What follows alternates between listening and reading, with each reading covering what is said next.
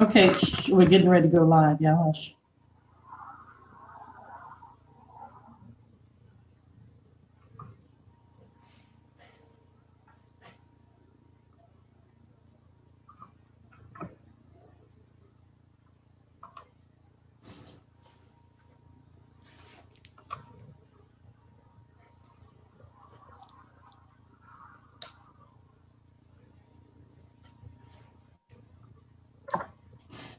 Assalamu alaikum, and welcome, friends and family, to another episode of the New World Education Podcast, a universal education for a universal people. This podcast is sponsored by the Supreme Wisdom Educational Center, and I would like to thank today our co-hosts that are on set with us, Sister James Muhammad, who is our sound engineer and production manager, and we would like to thank Sister Gabrielle Muhammad for coming on set with us today. We have a very interesting topic, as always, ahead of us. And so, this episode 8, we will be focusing in on the destruction of the American educational system. We're going to talk about the history, the problem, and the solution. And we're going to start off today, as we always do, with words from the Honorable Minister Louis Farrakhan. And these words that he will be speaking today will come to us from a lecture that he gave back on August 3rd of 2008 as a Muhammad University of Islam fundraiser at Christ Universal Temple, which later became our last study guide that was issued, Study Guide 21, The Educational Challenge, a new educational paradigm for the 21st century. So here, the Honorable Minister Louis Farrakhan is going to start us out dealing with the whole concept of how that this system is broken. He's going to deal with statistics. And I want us to focus in on the statistics. Now, this clip is going to go pretty long, so you all hang in there with us. It's going to last for approximately 20 minutes because everything that he's saying is so important. It lays the base for us to be able to have our discussion today. Because when we talk about dealing with the history, we're going to deal with the history of the Western educational system. We're going to deal with the history of the American educational system specifically. And then we're going to look at the problems that this system has produced. And then we're going to end off our podcast with the solutions. So we don't just want to bring up the problems, but we also want to offer a solution to the problem. So with that being said, we're not going to spend any more time. I'm going to jump straight into the clip of the Honorable Minister Louis Farrakhan, and we will see what he has to say, and then we'll go into a discussion afterwards. So let's go ahead and get our clip queued up. Give me just a second and we will get started. Okay. And here we go. Let me know if we have the sound and everything, that's okay.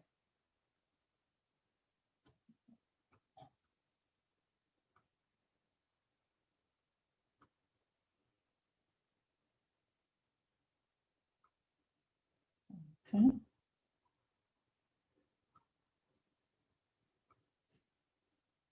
Almost there. Let's make it big for everyone. And let's go ahead and get started. Dead last. This is America. Only 32% of fourth graders are proficient in reading.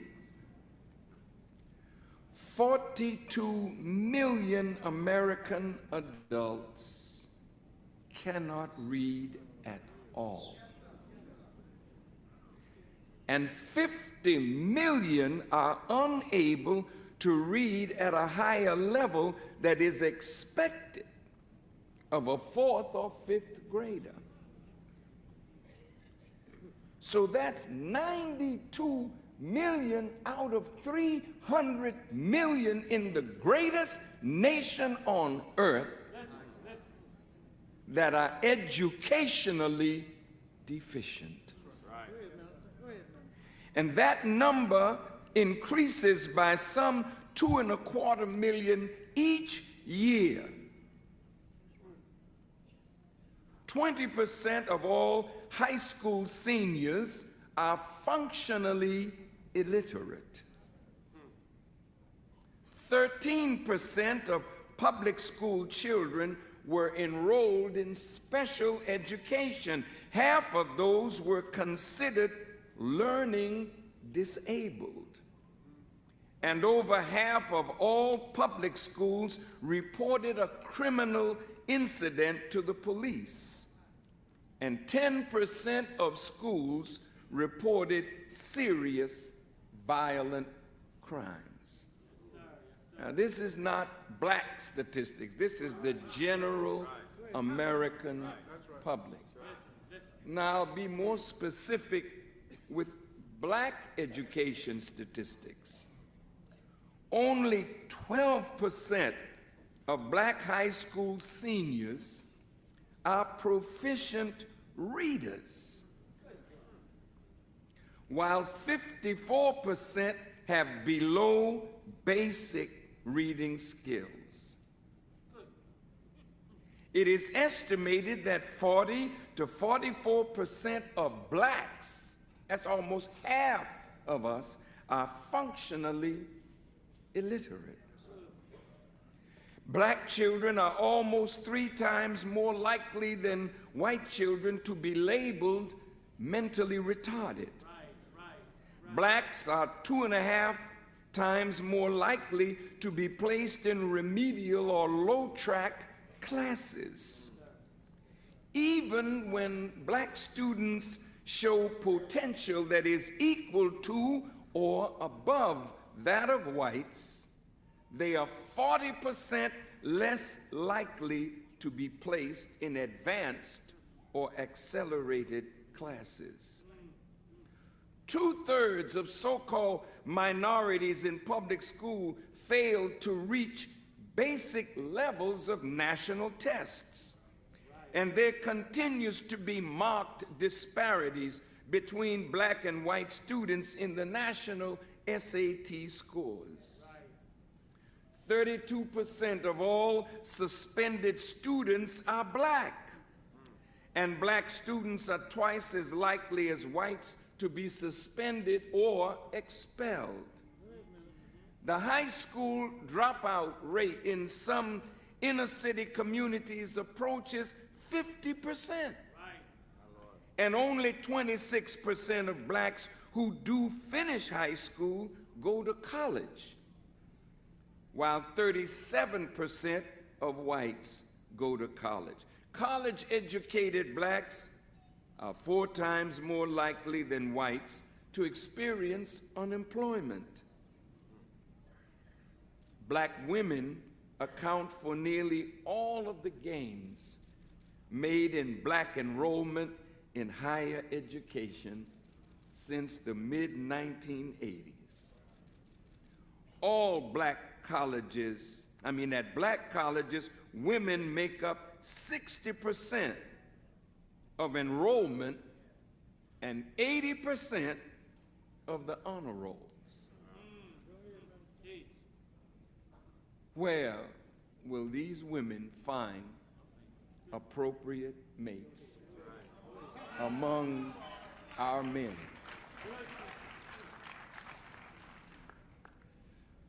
Babies with poorly educated mothers are more likely to die in the first year of life or have chronic health problems growing up. Blacks are dramatically underrepresented in many professions. They are only 3.2% of lawyers, 3% of doctors, and less than 1% of architects. Black males have both the lowest average level of educational attainment and the highest percentage, nearly 50% of workers with more education than their jobs require. So it doesn't make any difference what kind of education we have. The jobs that we have don't even require the kind of education that we have. White males with a high school diploma are just as likely to have a job and tend to earn just as much as black males with college degrees. And light-skinned blacks have a 50% better chance of getting a job than dark-skinned blacks.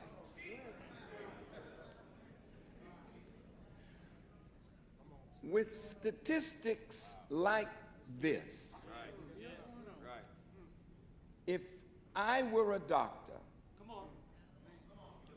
and the country were the patient in education, we could say that America has flatlined.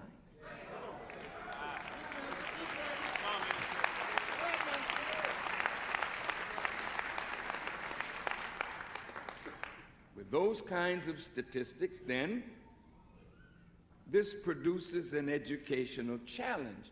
And that's why we chose that subject, an educational challenge. And this is telling us the type of thing that we are and must be engaged in, which is to stimulate or challenge our intellect over the problem that is found in education. Now, the Honorable Elijah Muhammad said that education is the torchlight of civilization. Civilizations begin with knowledge, and civilizations end when the knowledge that originated that civilization begins to decline, to come in. So, the idea at the root of Western education is that which controls Africa, Asia, Latin America, North America, the entire world. So when black, brown, Asian, and Arab students come to get Western education, they also get baptized into that idea of the dominion of the superior dominant people. Am I making any sense to you? That's why Africa cannot develop, because her scholars are educated in Europe and America, and they have that idea in their head that makes them sick and makes them abusers of their people. Watch this.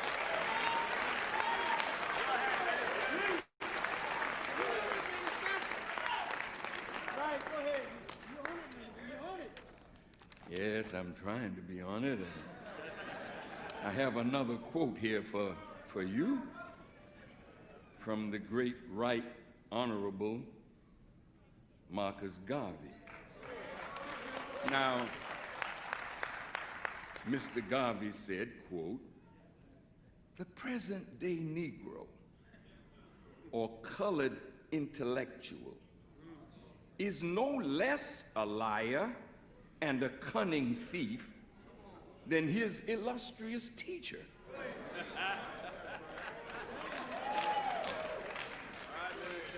His Occidental, meaning Western, collegiate training only fits him to be a rogue and a vagabond and a seeker after the easiest and best by following the line of least resistance. He's lazy, dull, and uncreative. His purpose is to deceive the less fortunate of his race, and by his wiles rides easily into position and wealth at their expense, and thereafter agitate for and seek equality with the creative and industrious whites. To every rule, however, there is the exception. And in this case, it must be applied. So there are blacks with education that really want to help their people. But many, if not most, don't really care. And if they do care, they don't have a solution. I care, but I don't know what to do.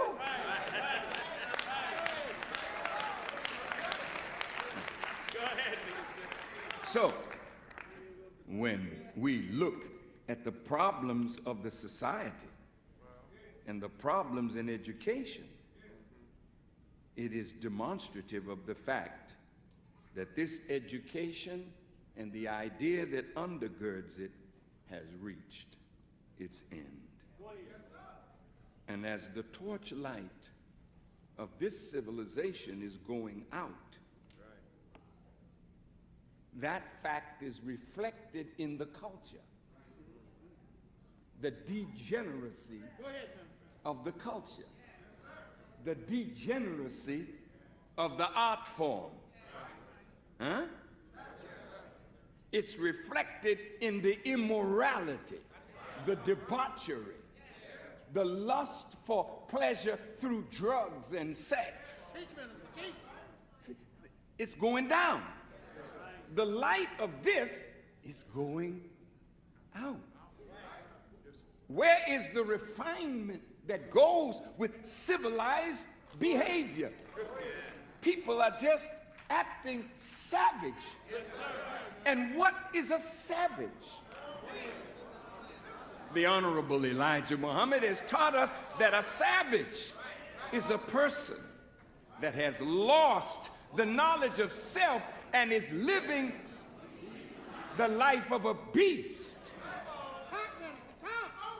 So search the world and see the bestial behavior of human beings, one to the other. We are at the end of this world's knowledge. But the problems keep getting worse, and the price of education keeps getting higher. Go ahead. Go ahead. So what is needed? What do we need, scholars? What is it that we need? Well, we need a new educational paradigm. Where will it come from? Who will bring it? And are we wise enough to recognize it when it comes?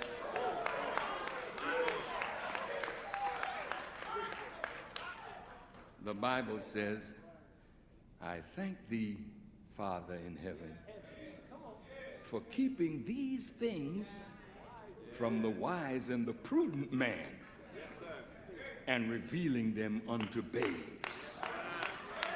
Somebody's going to come up with a new educational paradigm, and it will not come from the wise and the prudent men of this world, because their wisdom is of this world, a world that is coming to an end.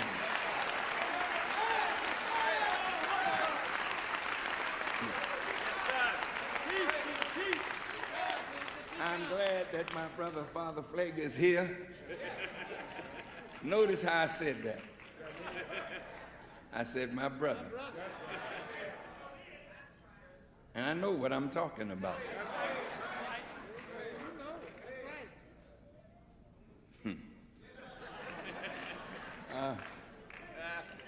We're going to go to another level now. And it's going to shock you, you know?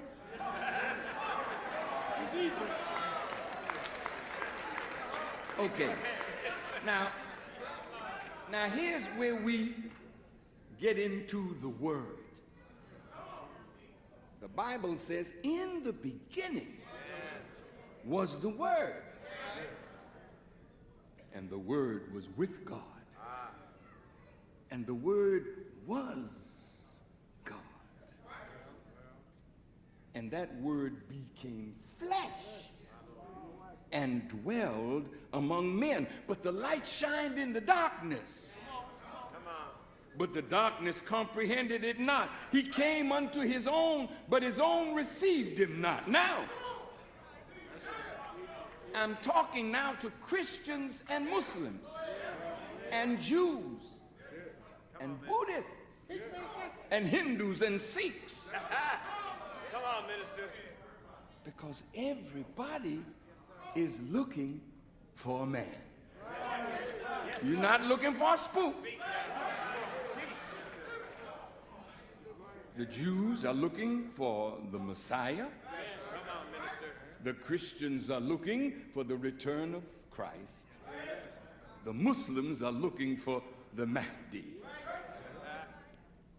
All of these are men. Well, what are you looking to them for? What do you want them for? Harvard is sufficient. Yale is sufficient. University of Chicago is sufficient. Oh, no? Oh. You see, there's a man coming. Well, this is where I was trying to get. There's a man coming. And that man comes with a new knowledge, a new wisdom, a new understanding, a new idea that will bring in a new way of thinking, that will produce a new culture and a higher refinement, and give everyone who receives it the pursuit of happiness. Now,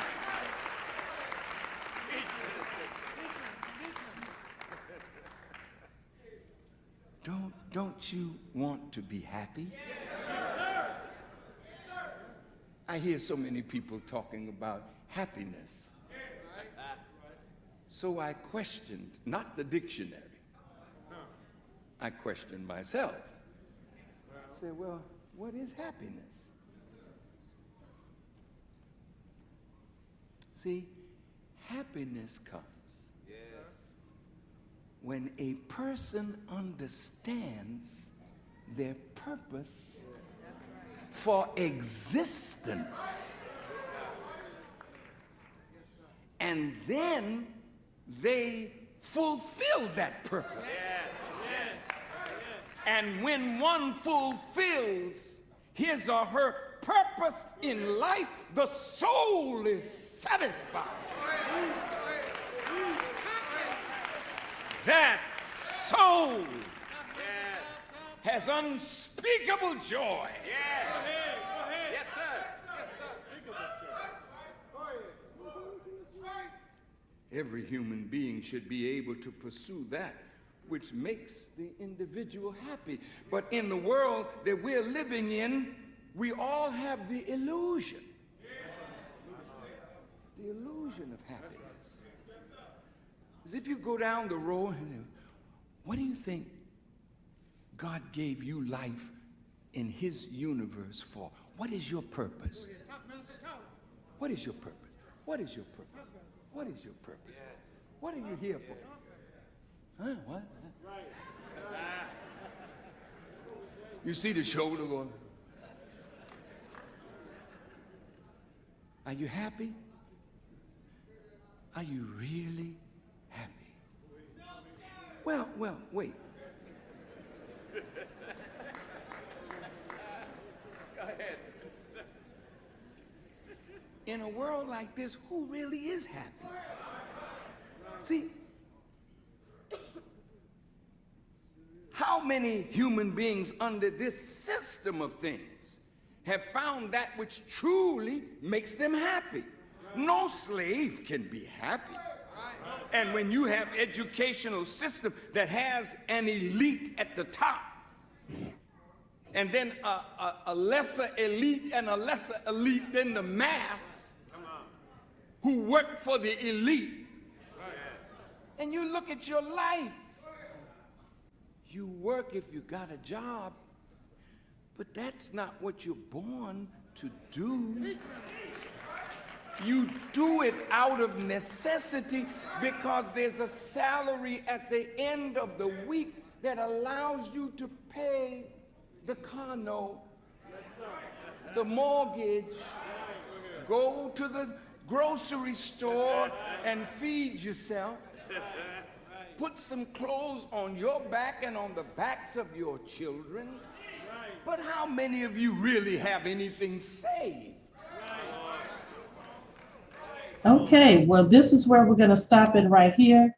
The minister gave us a lot to work with, a lot of information to draw off of.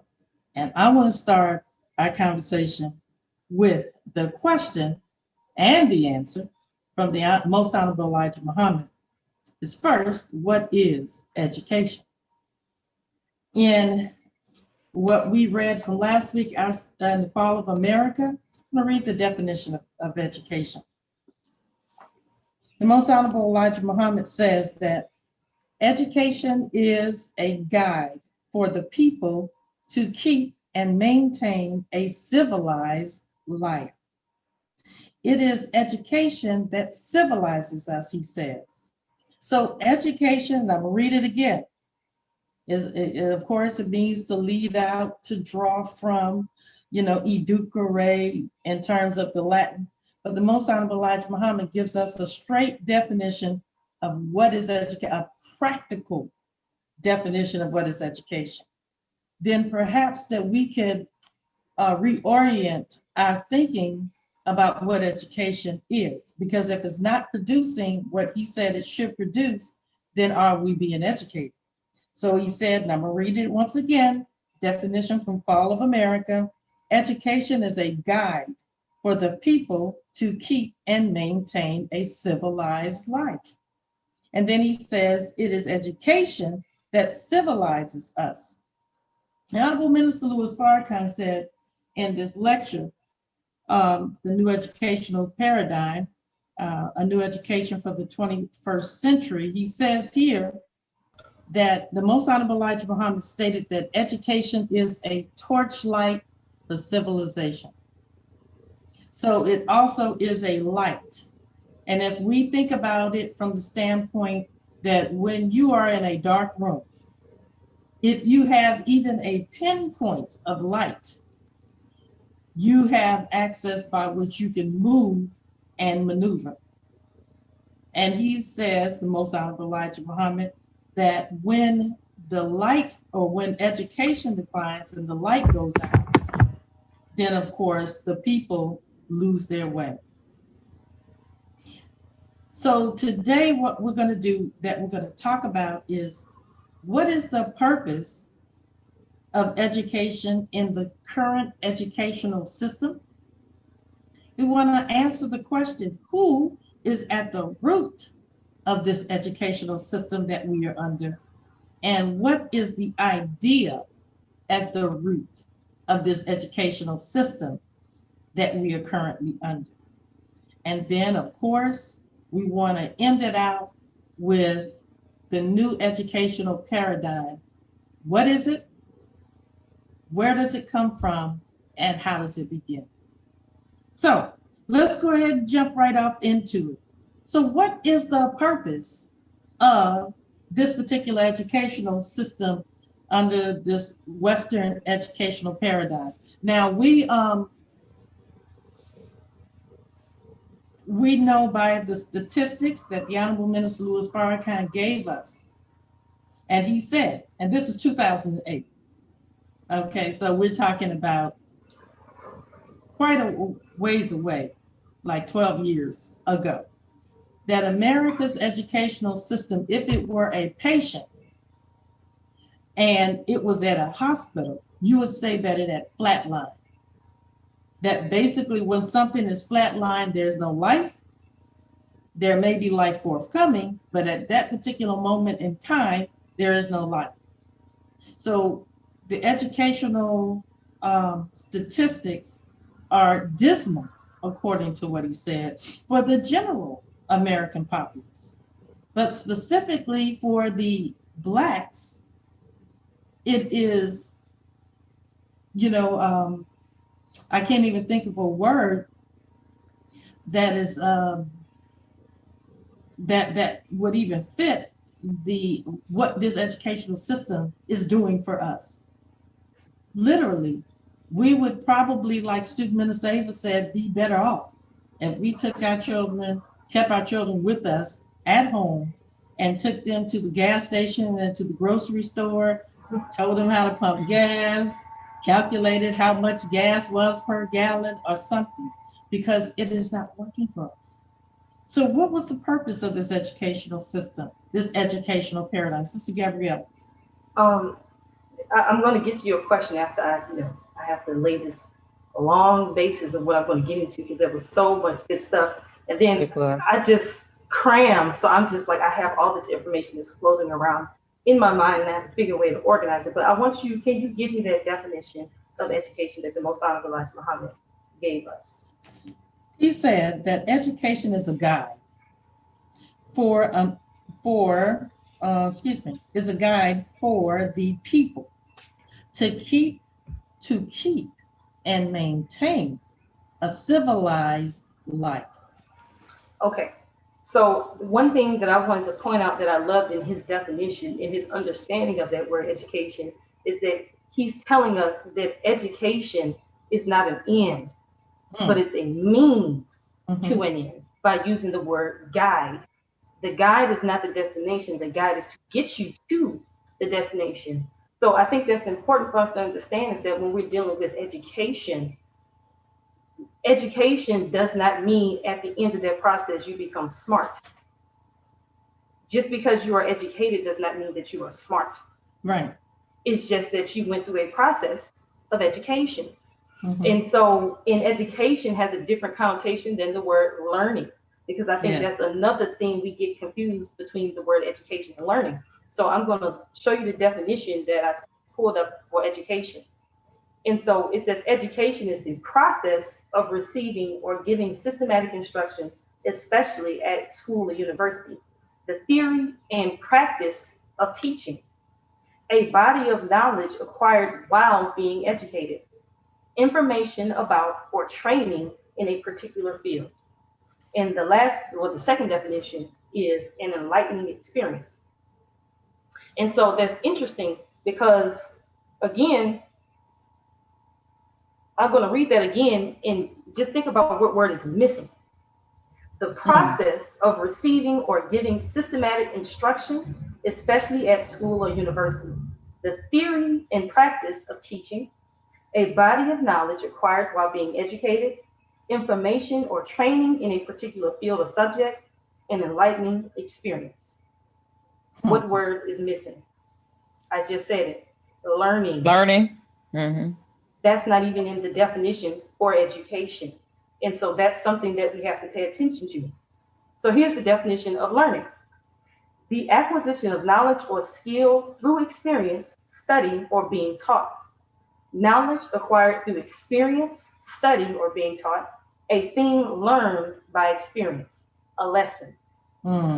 So when we're dealing with education, we have to understand that, like I said, it is a means to an end. And so when we're looking at this educational system, it is a means to what end is that we have to ask the question. So how do we get to know the mind or the thought in the education system? We look at the product.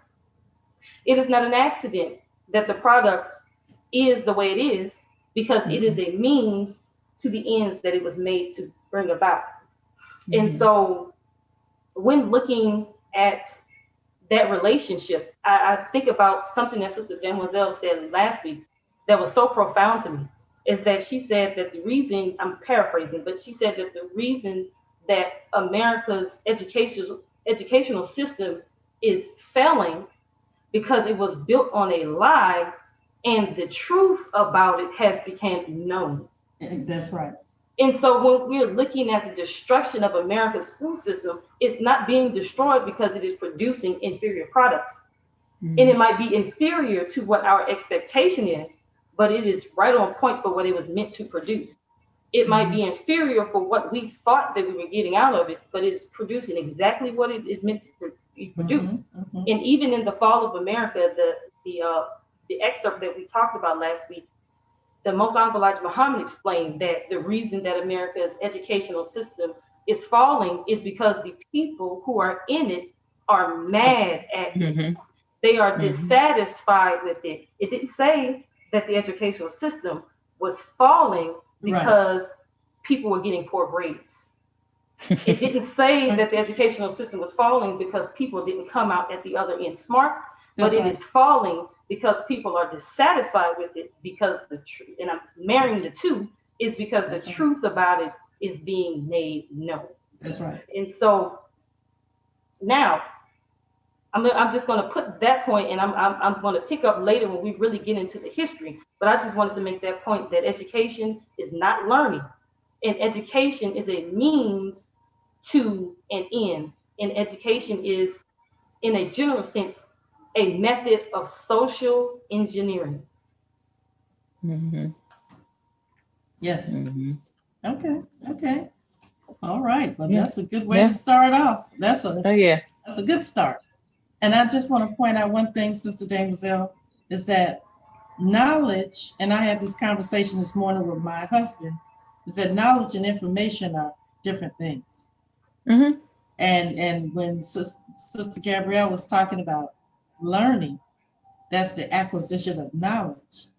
And I made the analogy, I said that computers contain lots of information, but that doesn't mean that it's knowledge. It's different. It's information. Okay. So I'm not going to follow a computer with information, but I'll follow a person who has knowledge. And I just wanted to point that out, that we have to know that there are differences, and we have to delineate the differences between, as she said, education and learning. And learning is the acquisition of knowledge, because we have computers that can read facts to you. You just put it on what Sister Gabrielle calls it, Adobe Minister Adobe Reader. And they can read you. Yes. Minister Adobe Reader can read you the entire Supreme Wisdom, and I did that today. So I know that Student Minister Adobe Reader can read you that information. That's information, but knowledge is different. Yes, ma'am, Sister Damoselle. Oh, okay. Well, we're going to at least one of your questions in terms of what the school system now is designed to do. I got a quote from this person. He was a public school administrator, and his name was Elwood Huberly, I want to say, and this was around 1868. He said, "Our schools are, in a sense, factories in which the raw products, children, are to be shaped and fashioned into products to meet the various demands of life. The specifications for manufacturing come from the demands of the 20th century civilization. And it is the business of the school to build its pupils according to the specifications laid down." So in my kind of studying throughout this week of the history of the education system, and particularly public school, it's not meant to, enlighten you or to learn, or in essence to free you and create, but it was made more for social control. And so that's really what this system is designed for, is control. Yes, and that's the purpose of the Western educational paradigm. Right.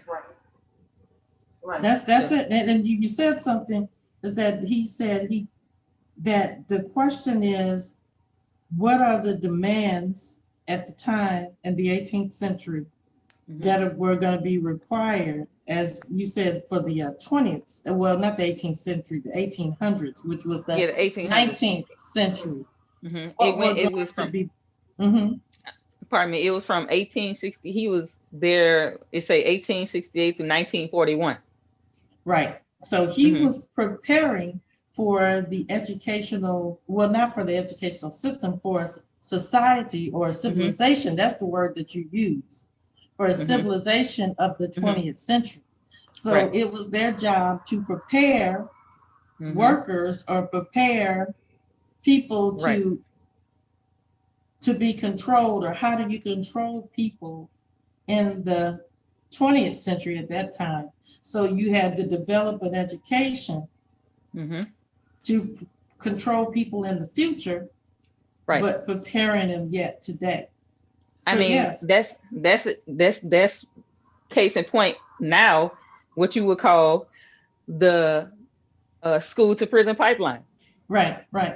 That's exactly what it is, because they build prisons based upon the test scores, the reading scores, test scores of children in the third grade.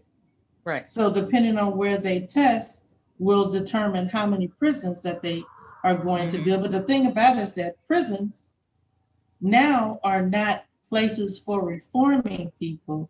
Prisons have become businesses where essentially they can get free labor. They're traded on the stock market. And so you have the prison industrial complex, which they're traded just like you trade stocks of Amazon on the stock market, because it is a business. Right. And so you are able to get labor, once again, going back to that industrial model, for free or close to free. And because I'm sorry, go ahead. I'm about to say, but in essence, that's what school is. It is a business, or schooling as we learn, as we know of it today. That's what it is. It's a business. It's not absolutely designed to, like I say, free the thinking of people so you can do for self, but so you could do for someone else. Like the elite that the minister talked about. Right. He said you have the elite, then you have the lesser elite, and then you have the lesser elite, and then the masses. That's right. Sister Gabrielle? Go ahead. No, finish your point. Go ahead. Finish your point. I was just gonna say, so you really, in essence, again, that's just another form of a prison, if you will. Slavery. Like, Alex Jones calls it a prison planet. Right. Yeah. Right. Hopefully that saying his name doesn't send a signal to the algorithms that. Hey, we've been saying the Honorable Minister Louis Farrakhan, Masquerade, and Elijah Muhammad. So this is true. If they didn't do anything for those three, I'm sure we'd be fine saying Alex Jones. Well, maybe not yet. So hopefully, if we do get banned, we were doing something right. Okay.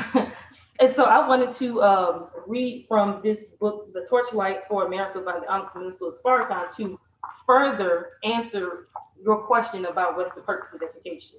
So I'm reading from the book. So I know I read kind of fast, but I'm going to read it fast because it's like a whole section. And I'm going to go into something else when we're going back to what is at the root of this educational system. Okay, go ahead. And so I'm reading from page 47 of the Torchlight for America in the section of the purpose of education, which goes right at your question. So it reads, quote, "Let's deal with what education is supposed to be as opposed to what it is in America. One of the things that separates man from beast is knowledge. Knowledge feeds the development of the human being so that that person can grow and evolve into divine and become one with the Creator. It is not one's maleness or femaleness, being black or being white. Rather, it is our growth and reflection of knowledge that distinguishes us from the lower forms of life. Education is supposed to be the proper cultivation of the gifts and talents of the individual through the acquisition of knowledge. Knowledge satisfies our natural thirst for gaining that which will make us one with our Maker. So true education cultivates the person, mind, body, and spirit by bringing us closer to fulfilling our purpose for being, which is to reflect Allah God. The second purpose of education, after self-cultivation, is to teach us how to give proper service to self, family, community, nation, and then to the world. The problem in today's education is that the root motivation is the acquisition of wealth and material things rather than cultivation of the human spirit. In a study conducted by Dr. Harold Stevenson, professor of psychology at the University of Michigan, in which he compared American schools to those in East Asia, the educational deficiencies of America's youth were traced to the motivational forces promoted by America's culture. In response to a wish question, Chicago children tended to wish for money and material objects, while Beijing children wished for educational goals. Dr. Stevenson concluded that clearly a challenge in the U.S. is to create a greater educational emphasis on education and academic success. But we must also make changes in the training of teachers and in their teaching schedules so that they too will be able to incorporate sound teaching practices into their daily routines. Now, that for me was a lot in there, and it was very interesting for many reasons. But the first reason is he was going to be motivation for education in the United States. That's right.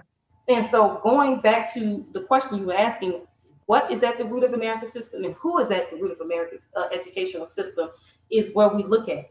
And so if you do a little bit of research, you will find that the persons who were at the root of this current educational paradigm that we have in America were actually the industrialists of the early, do my math, 19th century. Well, not the early 19th century, the late 19th century. Yeah. So early this is 20th century. Yeah, early 20th century. So these were your Rockefellers, your Carnegies, your Schiffs, your Morgans, all of these people that we associate with the early industry in America. So why is it that you have people that are in the industry of selling oil, steel, real estate, what else? Trains. Why are all these people the ones who are at the root in funding America's educational system? That's the question to be asked. And so, go ahead. No, I just want to put this out there. This is from a question that the God asked, because the Honorable Minister Louis Farrakhan on the lecture, The New Educational Paradigm that we just saw a clip from, he talked about that American students were graduating from high school. I don't remember the rate but he said as functional illiterates. So the rate at which they were graduating as functional illiterates was higher than when he was. He said in high school, there's another lecture where he talks about, he uses the word dumb, but he said even the dumbest of us could read. And so he was saying that many students were graduating as functional illiterates. And so, of course, we know what the word illiterate means, or at least we think we know what it means to us in the modern vernacular or in the Webster's Dictionary. But of course, we know that just like in Orwellian Speaks, what they do, or the book 1984, or even you can take Fahrenheit 451. So, and what they did is that they start repurposing the words, the meanings. So it lost its meaning over time. And they were doing it so quick at one point that they were rewriting the dictionary every week on I think it was 1984. But the Master Fard Muhammad asked the question, why does the devil keep our people illiterate? And so the answer to that is so that he can use them for a tool and also a slave. He keeps them blind to themselves so that he can master them. Remember, devilishment is about mastering the original man. And then he says illiterate means ignorant. And so when you're talking about, it's almost ingenious, if you will, that you can teach people how to read words on a page how to calculate Yes. numbers, but yet still be as illiterate and ignorant as if they had never seen the inside of a school building. Right. And sometimes it takes you to travel to reflect back on the level of consciousness of people in America, particularly, but the world in general. And so, like you said, Sister James L. last week, when that it's the truth, and the truth allows you vision so that you can see. So when the truth of what the enemy is doing is made plain, that's when the people begin to reject that which we have been fed in terms of an educational system. So that's why it's dying. People probably get more calculus, more trigonometry. Yeah, go ahead. But like you say, knowledge and do you say information? Information. That's two different things. Yeah. Because the thing is, somebody who have knowledge, you can't. It's hard to make a somebody a slave that has knowledge. Right. But What did Sister information, Gabrielle say last week? She said knowledge is what? power. Power. Oh, Period.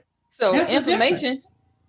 you can, you know, make somebody a slave with just information, just telling them something. But them knowing the meaning behind what you're telling them and understanding, you know, that makes all the difference in the world.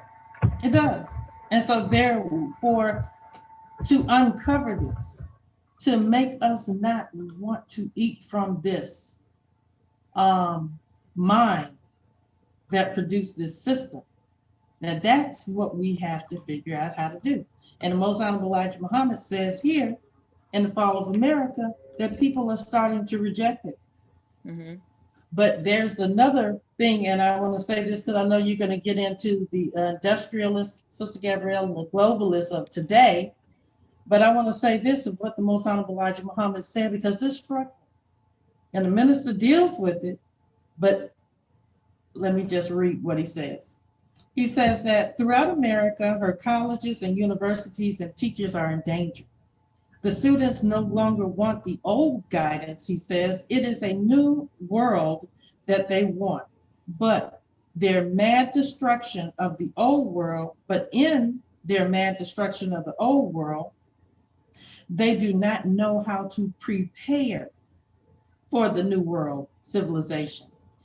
They do not have guidance for the new civilization. And in their madness, he says, they refuse to hear a teacher teaching an educational system of a better civilization, the civilization of the Black man. Student Minister Ava read that, and I'm gonna skip down just a bit.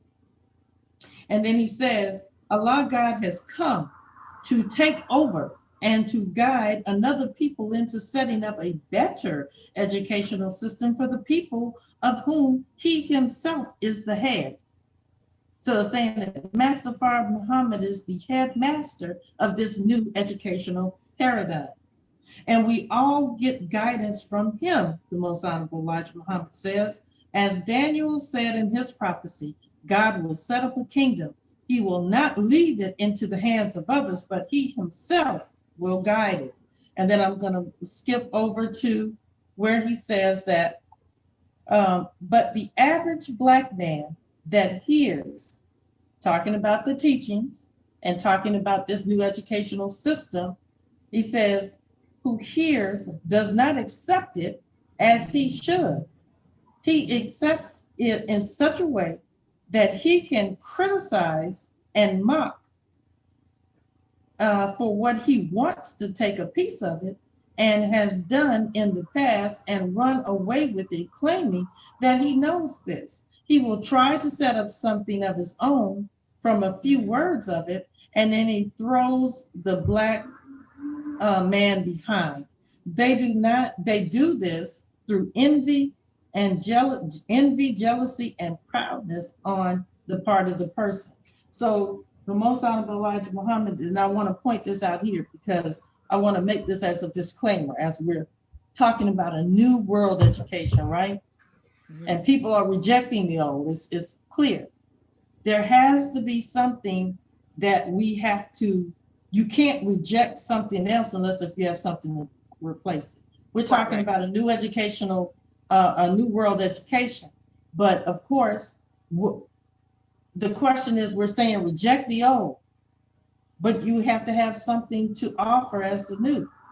And so that's what we're talking about today. We can't just, everybody just stop. I mean, you can't just stop going to school overnight. We see that's possible. We literally have seen this over the whole world. The whole world stopped going to school overnight. But as you see also the unrest with the people going to school, so the parents were not prepared, the systems were not prepared. So what do we do in the gap to close the gap between the old and the new? Sister Gabrielle? You said a lot, but I want to go back and get to that later, because that's what we eventually want to end this, is with the solution. But going back to the idea at the root of this educational system. And so I'm giving a very brief history, and I encourage people to do their research, and you will find out this is true. But the current educational system, became about because, again, at the beginning of the 21st century. We're in the 21st century. The 20th century. Thank you. That always confuses me. But at the beginning of the 1900s, you had all of these industrialists that were really cornering the market of resources that were vital to the world at that time, especially when you have the entire globe going through this process of coming out of agrarian societies and going into industrialized societies where people used to work on farms, where now people are going to work in factories. So as a part of that factory, the factorization in that system, you have things that are very important, like oil. Oil is an energy source that was used to power these machineries, that was used to grease the machineries, because when you're dealing with crude oil and petroleum, there are so many uses for it. There's petroleum in plastics, there's petroleum in, that you use Vaseline to rub your face. There are many derivatives that come out of this product. Then you have steel, which is the Carnegies. And even with the railroads, you have to transport all of these raw materials back and forth so they can do trade. And then another big thing at the turn of the century at that time was war. In the year 1914, you had war that was going on. It was a world war. So all of these world wars need these materials that these businessmen had cornered the market on. And so what had happened in America is that America found out about these people and the shady business deals that they were doing, because they were giving products to both sides of these wars, and they really were cornering the market. And when you have a monopoly, you can charge however much you want, and people have to come to you. And so what happened is that the American people were not happy with this. So specifically dealing with Rockefeller, but this is the same because they all did business with each other and practiced similar practices. But they had to come up with public relations which will make them not seem like they were the enemy of America. And so as a part of changing how the Americans looked at them, they started to get into philanthropy and would fund, different organizations. So now they're looked at as helpers and not harmers of the society. And so with John D. Rockefeller, and it was interesting that the minister brought up this university, but he said the University of Chicago. And come to find out, I did some research and I actually found out that John D. Rockefeller was one of the prime funders, along with another organization, of the University of Chicago. And also, this is another thing, is that Spelman University, which is I believe it's a HBCU for women. For women, was also funded by John D. Rockefeller along with his wife. And actually, Spelman University is named after John D. Rockefeller's wife. And so a lot of these educational institutions were funded by these people, and not only to change their perception, as in seeing people seeing them as helpers, but also to shift and control the narrative of history, and to shift and control and mold the minds of the people so that they can become more useful tools and slaves of them. And so that's why when we look at American educational system, where you ask a child in American educational system what it is that you want to get out of school, and they say, I want to make money, that was the exact same mind that these industrialists put in there, because that was their mind. They wanted to control the educational system so that they could make money. And so it trickles down all the way to the student. And then I lost my train of thought. Oh, and then this is another thing that I thought that was interesting that I found, because when I was reading the purpose for education from the Honorable Minister Louis Farrakhan, one might say, well, oh, I'm not a Muslim, I'm not religious. There's a separation between church and state, which is another thing that I found interesting with both of those schools, University of Chicago and also Spelman. They started off as seminaries. They were actually seminaries. And a lot of their solutions to the world problems and the doctrines that they used to teach came right out of the Bible. And so I wanted to read this excerpt from a book, because this man who wrote this book, he was actually the public relation advisor for John D. Rockefeller, who also, check this out, served on the Board of Education. Right. And so this is from a book called, I believe, The Country School of Tomorrow. And it's written by a man named Frederick T. Gates. And so this is in the beginning, it says a vision of the remedy. And so it said, is there aught of remedy for this neglect of rural life? Let us at least yield ourselves to the gratification of a beautiful dream that there is. In our dream, we have limitless resources, and the people yield themselves with perfect docility to our molding hands. The present educational conventions fade from our minds, and unhampered by tradition, we work our own goodwill upon a graceful and responsive rural folks. We shall not try to make these people we shall not try to make these people or any of their children into philosophers or men of learning or of science. We are not to raise up from among them authors, orators, poets, or men of letters. We shall not search for embryo great artists, painters, musicians, nor will we cherish the humbler ambition to rise up from among them lawyers, doctors, preachers, politicians, statesmen, of whom we have ample supply. We are to follow the admonitions of the good apostle who said, mind not high things, but condescend to men of low degree. And generally, with respect to these high things, all that we shall try to do is just to create presently about these country homes an atmosphere and conditions such that if by chance a child of genius should spring up from soil, that genius will surely bud and not be blighted. Putting therefore all high things quite behind us, we turn with a sense of freedom and delight to the simple, lowly, needful things that promise well for rural life. For that task, we set before ourselves a very simple as well as beautiful one, to train these people as we find them for a perfectly ideal life just where they are. Yes, ideal, for shall allow ourselves to be extravagant since we are only dreaming. So it goes on. But what this is talking about is that they were talking about an education for people who worked on farms, or that's why I said the country. So they're talking about a rural education. Right. They don't want to give people who live in these rural places an education that will make them men of higher level thinking, but they wanted to give them an education where they will be happy just where they are. And that's right. the same thing that they do to us. It is not, and this is from the General Board of Education, their vision of an education for people who worked on farms. They just wanted them to be happy to be where they were. Well, going also off of what you said, now that's the general American populace that they're referring to. The Honorable Minister Louis Farrakhan, in that lecture that we just watched, he goes on to say that at the root of the system of education, which is also the root of the system in which we live, is at the root of it is white supremacy. All day.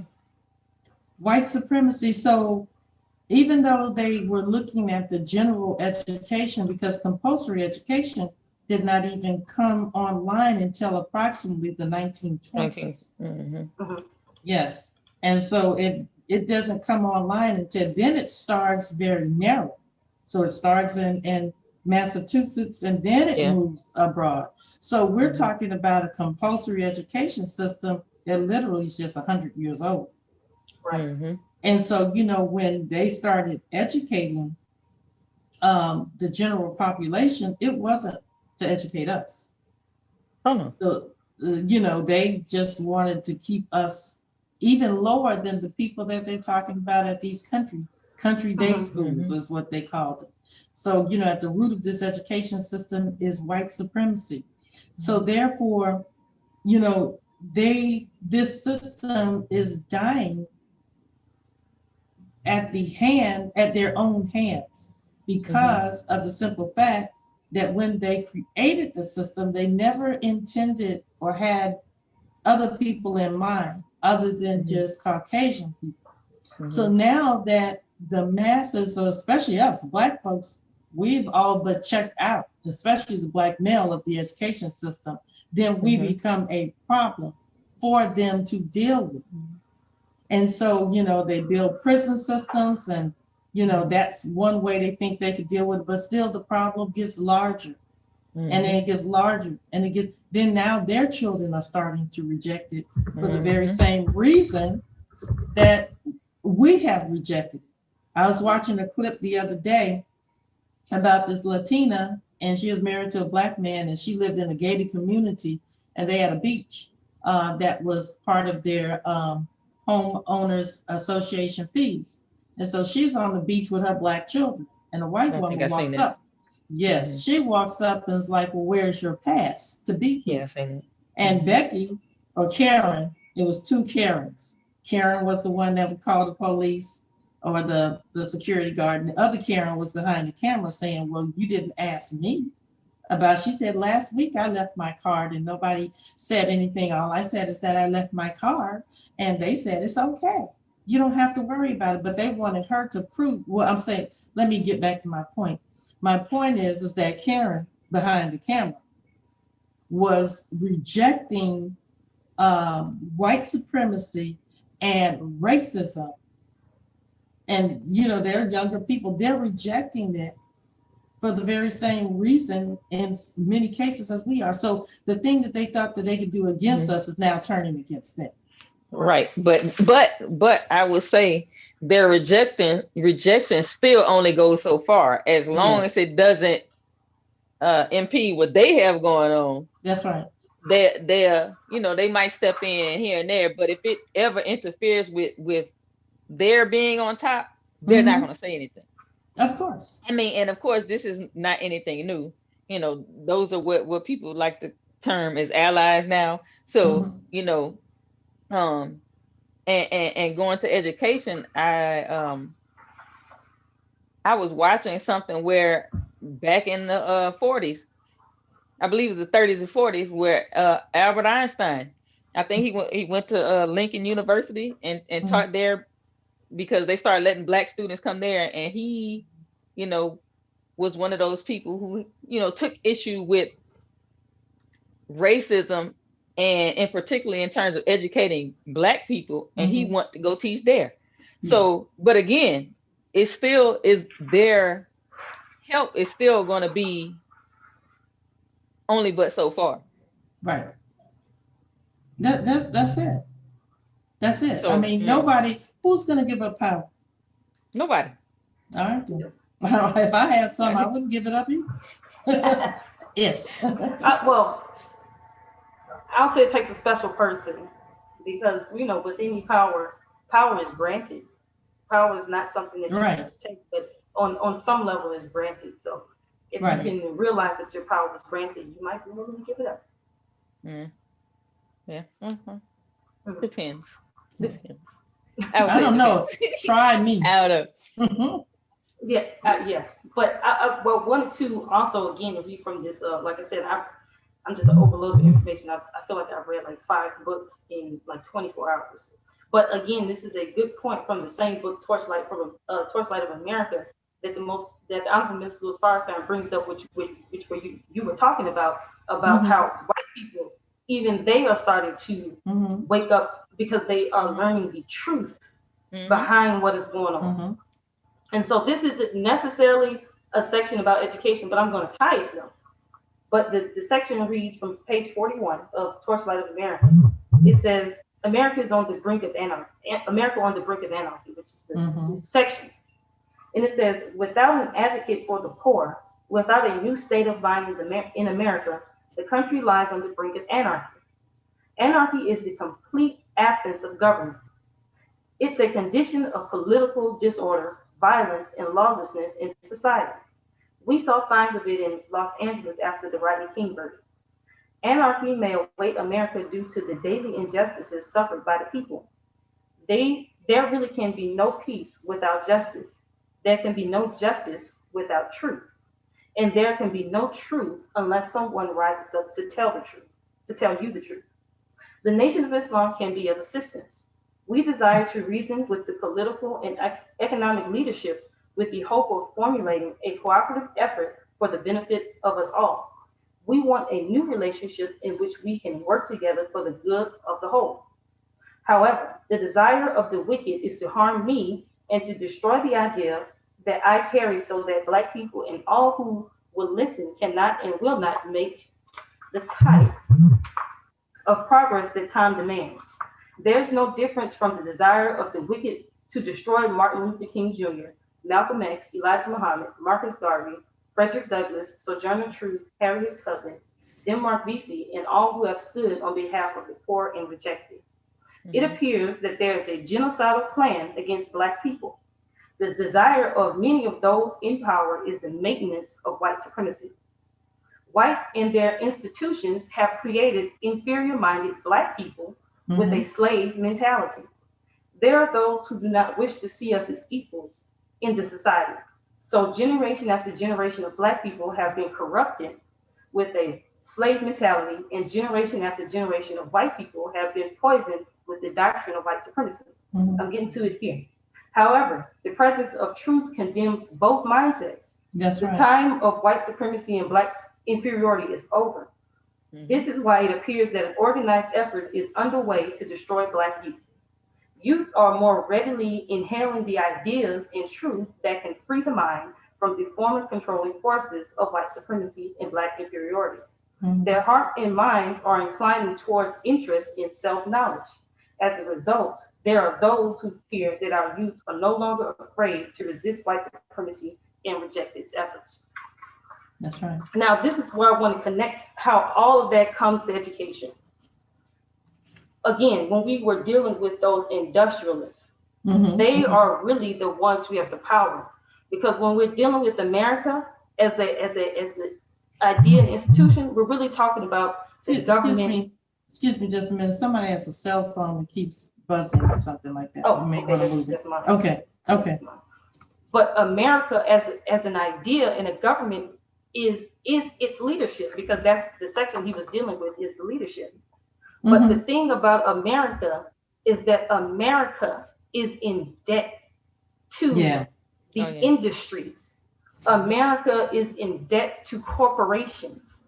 America is in debt to the international bankers. And so the thing is that, like the Most Honorable Elijah Muhammad teaches, debt is what?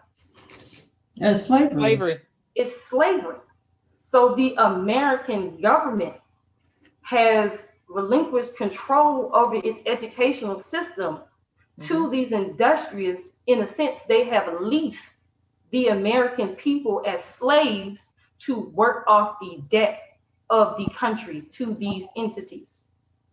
And so this is why they will not teach an education that frees people from mental slavery, because then there are no people to work to off the debt of America. Right. So again, like Honorable Minister Louis Farrakhan talks about the dog whistle in Trump's "Make America Great Again." Mm-hmm. Right. All who study history know that the history of America is that America was made great and rich and prosperous off of the backs of black slaves. Yes. And And it through was war. interesting. Yeah, and it was Mhm. interesting to me that the minister said, and I was like, that's almost contradictory if you think about it. He said America is the greatest nation, Mhm. but yet has some of the most illiterate people. Mhm. Mm-hmm. So the greatness of America is not tied to the quality and thought processes and knowledge No. of the people. It's tied to the ignorance of the people Mm-hmm. because America's strength is in slavery. Well, I want to bring up a point here. Now, you're bringing us into the origins of the American education system. And Horace Mann, who was Horace Mann, who was a congressman, was fascinated with the Prussian, or now modern day German, educational system. And so what he did is that he went to go study what they were doing. Now, we talked about the wars. Europe, they were replete with wars. They had 100-year war. How do you have a war for like 3, 4 generations? In a And 100-year people war. hold grudges. I mean, if you can hold, if you can kidnap some people and hold them for generations, they can fight for Yes, generations. Right. So, you said you it, the know, Hatfields and the McCoys. Well, so they have been so fighting. hey, I'm just saying. They have been fighting forever. You know, the Catholics and the Irish and the Brits. They've just been fighting. So what happens is that Germany um, was trying to figure out a way to deal with the problem that existed. And that was that whenever they sent people out to war, I know that we have seen 300, and we saw the Spartans when, all they needed was 300, hoorah, whatever it is that Mhm. they said. Yeah. And Oh. so, yes, they would fight to the death, right? 300 fearless. But Mm-hmm. what it was is that the Germans said, I'm not going to stay here and let somebody kill me. And just not as in my nature. Right. So the Germans like, I'm out. So I don't Mm-hmm. know who's gonna do what, but I'm leaving. And so that was a problem for the people in Mm-hmm. power because they needed soldiers. Right. So then Right. they come up with a system to Mm-hmm. be able to indoctrinate the children to love the state. Right. So they came up with a system of education called schooling. Schooling. Struling. Yes. German. Yes, a German word. And so what happened is that they used this educational system to indoctrinate the children to love the state. So the state Mm-hmm. became their parent. And so Mm-hmm. what they did is that they would do everything for the state. As with when we send our children to the school system, of America, one of the first things that they teach you is the Pledge of Allegiance to the flag. Mhm. Mm-hmm. Okay, because they're trying to introduce you to the state. This is the Mm-hmm. symbol that you must be Mm-hmm. patriotic towards, or that you must have an allegiance for. And Mm-hmm. so what happens is that they build up this army of soldiers that will die for the state. And so what happens is that they're like, perhaps we can use this same educational model to get people to work in factories, Mm-hmm. to make them be loyal to the people that own these factories. So Right. then they go over and they adopt this educational system, and then they take it and modify it for the industrialists, and they get people to sit. And I never could Mm-hmm. understand this, even with my children. How do you get your children up at 4 o'clock in the morning, Right. make them stand on the corner in the dark Mm-hmm. to catch a bus to go across town, because that's supposedly a better school, right? Stay there, get out at 3:45, 2:45, whatever the age the child is, and back on the bus, ride an hour away, come home when it's dark again, Mm-hmm. and literally have them stay there, sit down, shuffled them from classroom to classroom, prompted by a bell. Mhm. When the bell rings, you get up and move. Yes, ma'am. Like you said, it's a factory. It's a It's a fact. factory. That's all it That's what was it in the is. beginning. Mhm. Hmm. It's a factory. What they call the factory model. That's what it Yes, is. that's what the education of this world is, and it has not changed since 1920. No. The Nope. factory model of education is the Hmm. exact same. That's why when you go to No. your teachers' program, certification programs, is that they're still teaching um, Hmm. about Pavlov, and they're still teaching about, I'm trying to think of some of the other people, Dewey, and all of Mhm. these people who have been dead literally 150 years ago, 100 years ago. And we're still using the same educational model from 1920, and it has Right. not changed. Nope. You go into the classroom and it's set up with rows and Hmm. columns. Yep. Everybody has their little What they say, a workstation, box, call a it box. desk, They said it was. It's called like a box. model of education, like a Yeah. Walmart. Yeah, it's just one Yeah. size fits all. Yeah. Yeah, so it Hmm. kills the creativity. You Hmm. can't talk. You have to just work at your little station and be quiet. Hmm. You know, you have the teacher in the front as the manager of your company, because Mhm. that's what Hmm. They the stand in the teacher front. Yep. is. That's right, is the manager or the Hmm. foreman. And so Hmm. when the bell rings, you move to the next job, so to speak, as if you're Hmm. in a factory. Hmm. And so this model has not changed. So we have been well primed for this type of industrial model education. However, where are the factories? And yeah, and Right. this is what I was about to Hmm. get into. And so that's the thing, is that if the American people are really being leased to these industries, because all of this work does not help America, it helps the industries. Hmm. And Yes. so these industries have waxed rich on this educational system, and the American or the American government might have some type of security as long as they're loyal to these interests that fund them and back them, or that they're in Mm-hmm. debt to.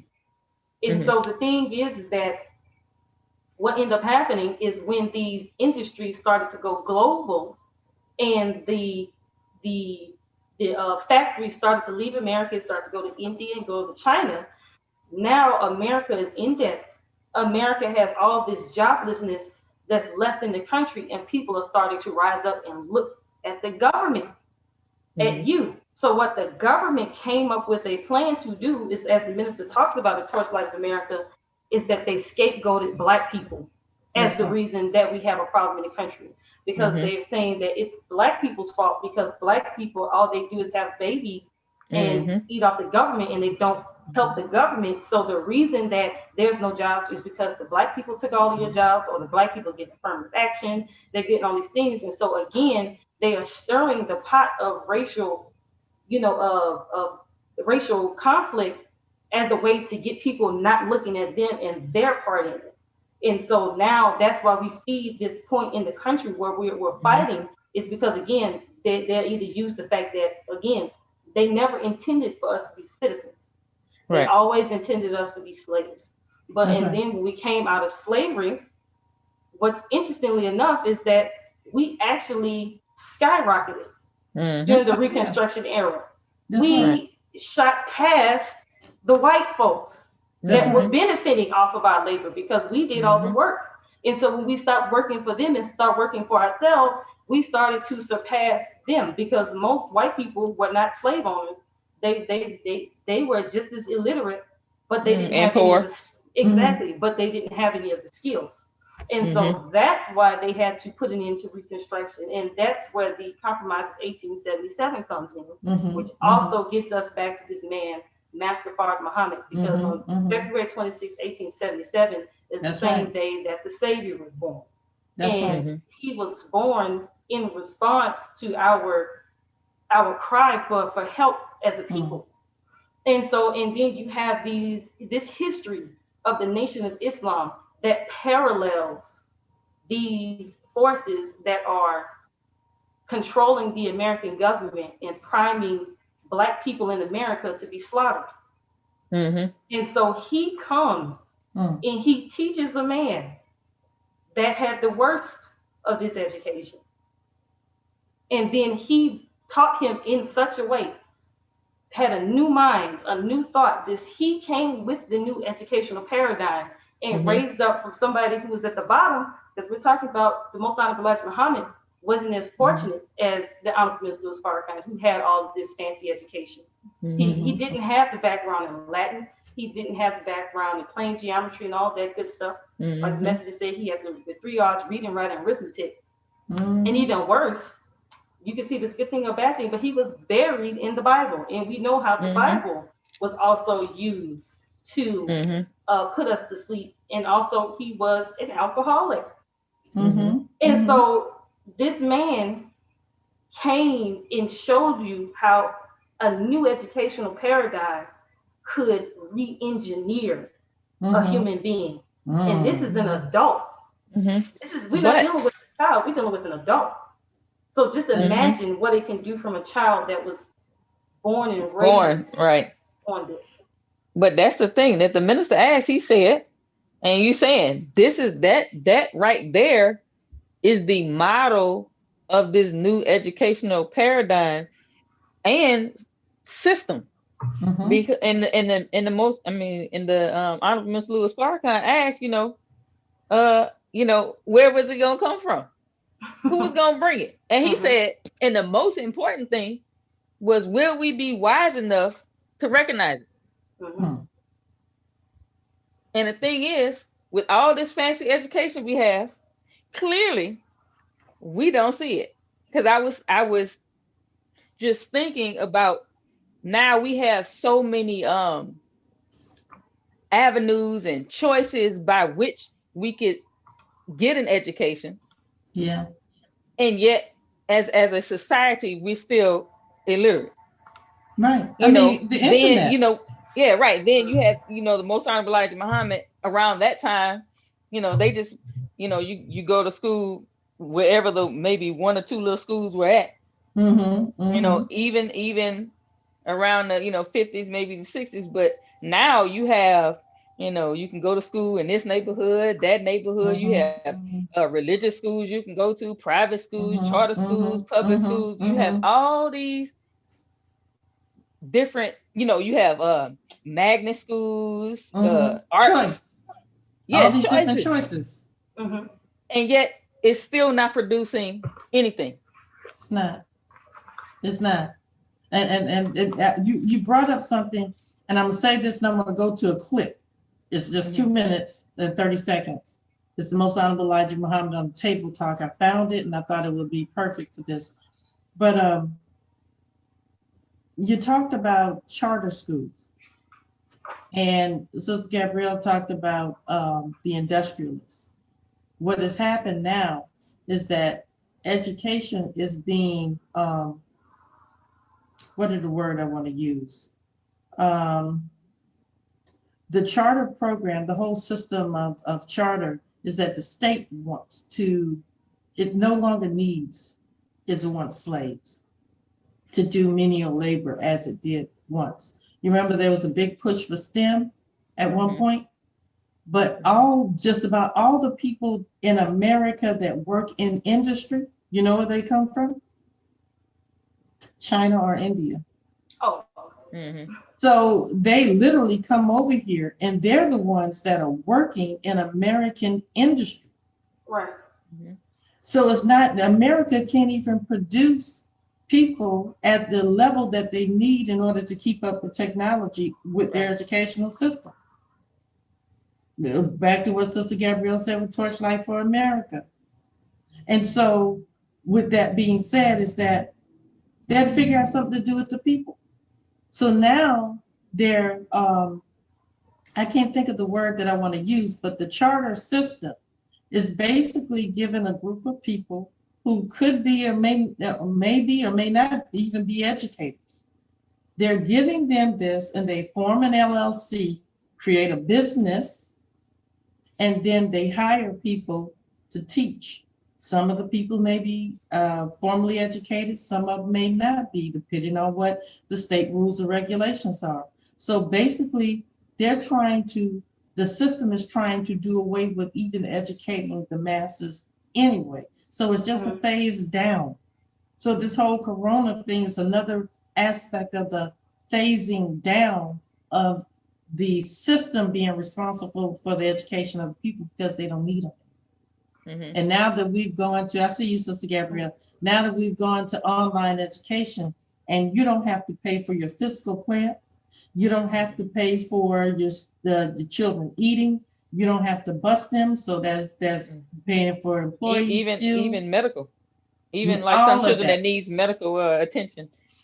Right, they don't have to deal with any of that anymore. So if I were a business a person, and I looked at online school or having school children in the school system, coming to the physical building, knowing that it's not producing now what they need, with your bodies or slaves, I'll just let them go online. I'll make it as easy as possible for them to go online and eventually just phase out dealing with them altogether.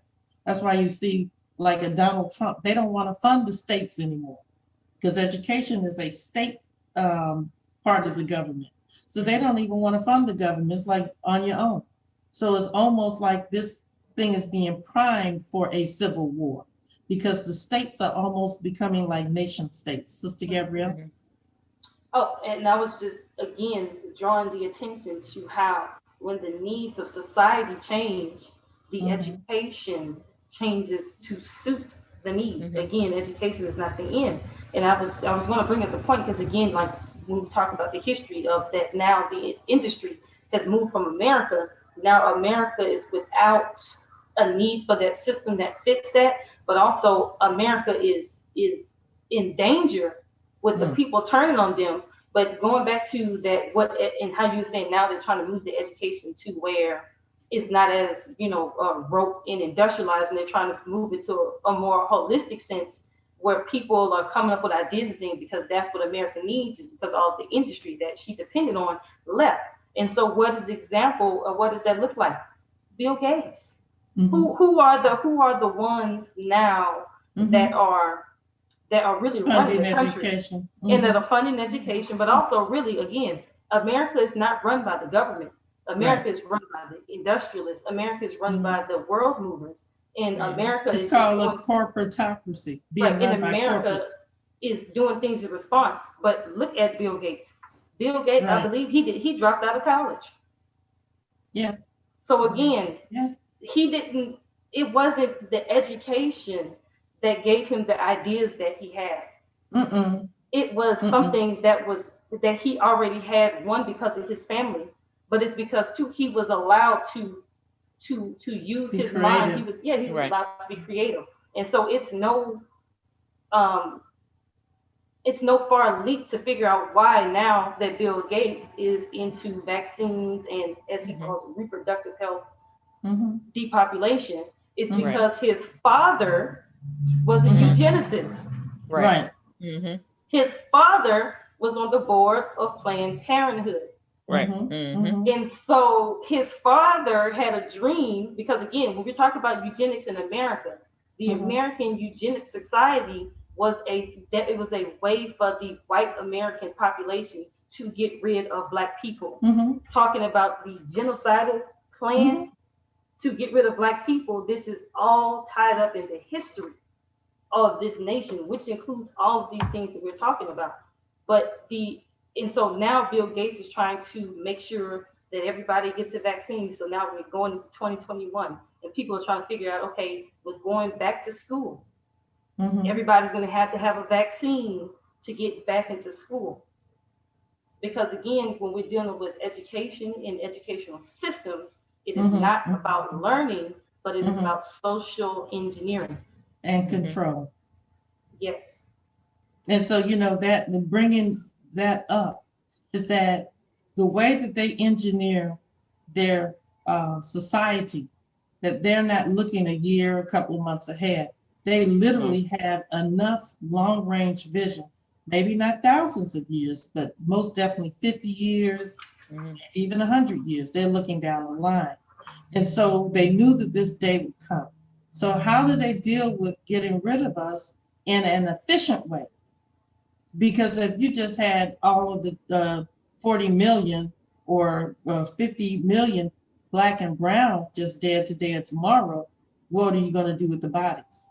So an efficient way to do, because we saw with the COVID-19, they had to get trucks, commercial trucks to put the bodies in. Refrigerator truck. Mm-hmm. So just imagine, you just all of a sudden, so what a better way is that? One, you kill the reproductive health. Most Honorable Elijah Muhammad said in the book,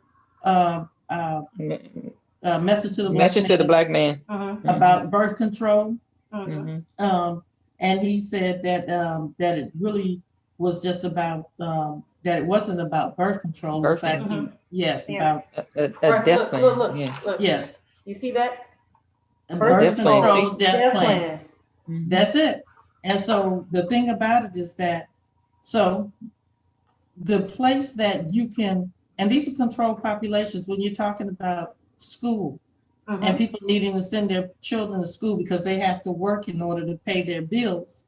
So that is a perfect way to get this vaccine, which is going to do something to the reproductive health of both male and female, because they already said this COVID-19 can have long-term health effects. So now they're going to give them vaccines and give them different protocol. You hear what I'm saying? Because, you know. You ain't right. They ain't taking no vaccine. No, right. Not over my cold dead body. No. Yeah. So anyway, the point is that this is the thing that they're using. They will use the education system as a perfect dissemination system for this. Where are they going to test these vaccines? They're going into the colleges. But that's the thing. They already right, because they already, I believe it was, at least from what I heard, maybe like a couple of weeks ago, it was 2 colleges in New Orleans. New Orleans.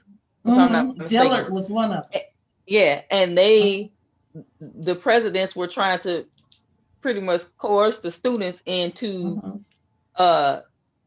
volunteering to be test out the vaccines.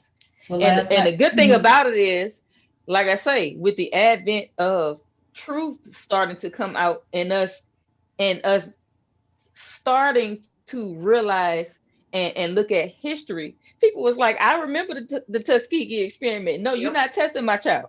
You're not giving my child no vaccine. So I would have to say I was happy to know that, we are starting to wake up and not just go along with things anymore. Right. Yeah.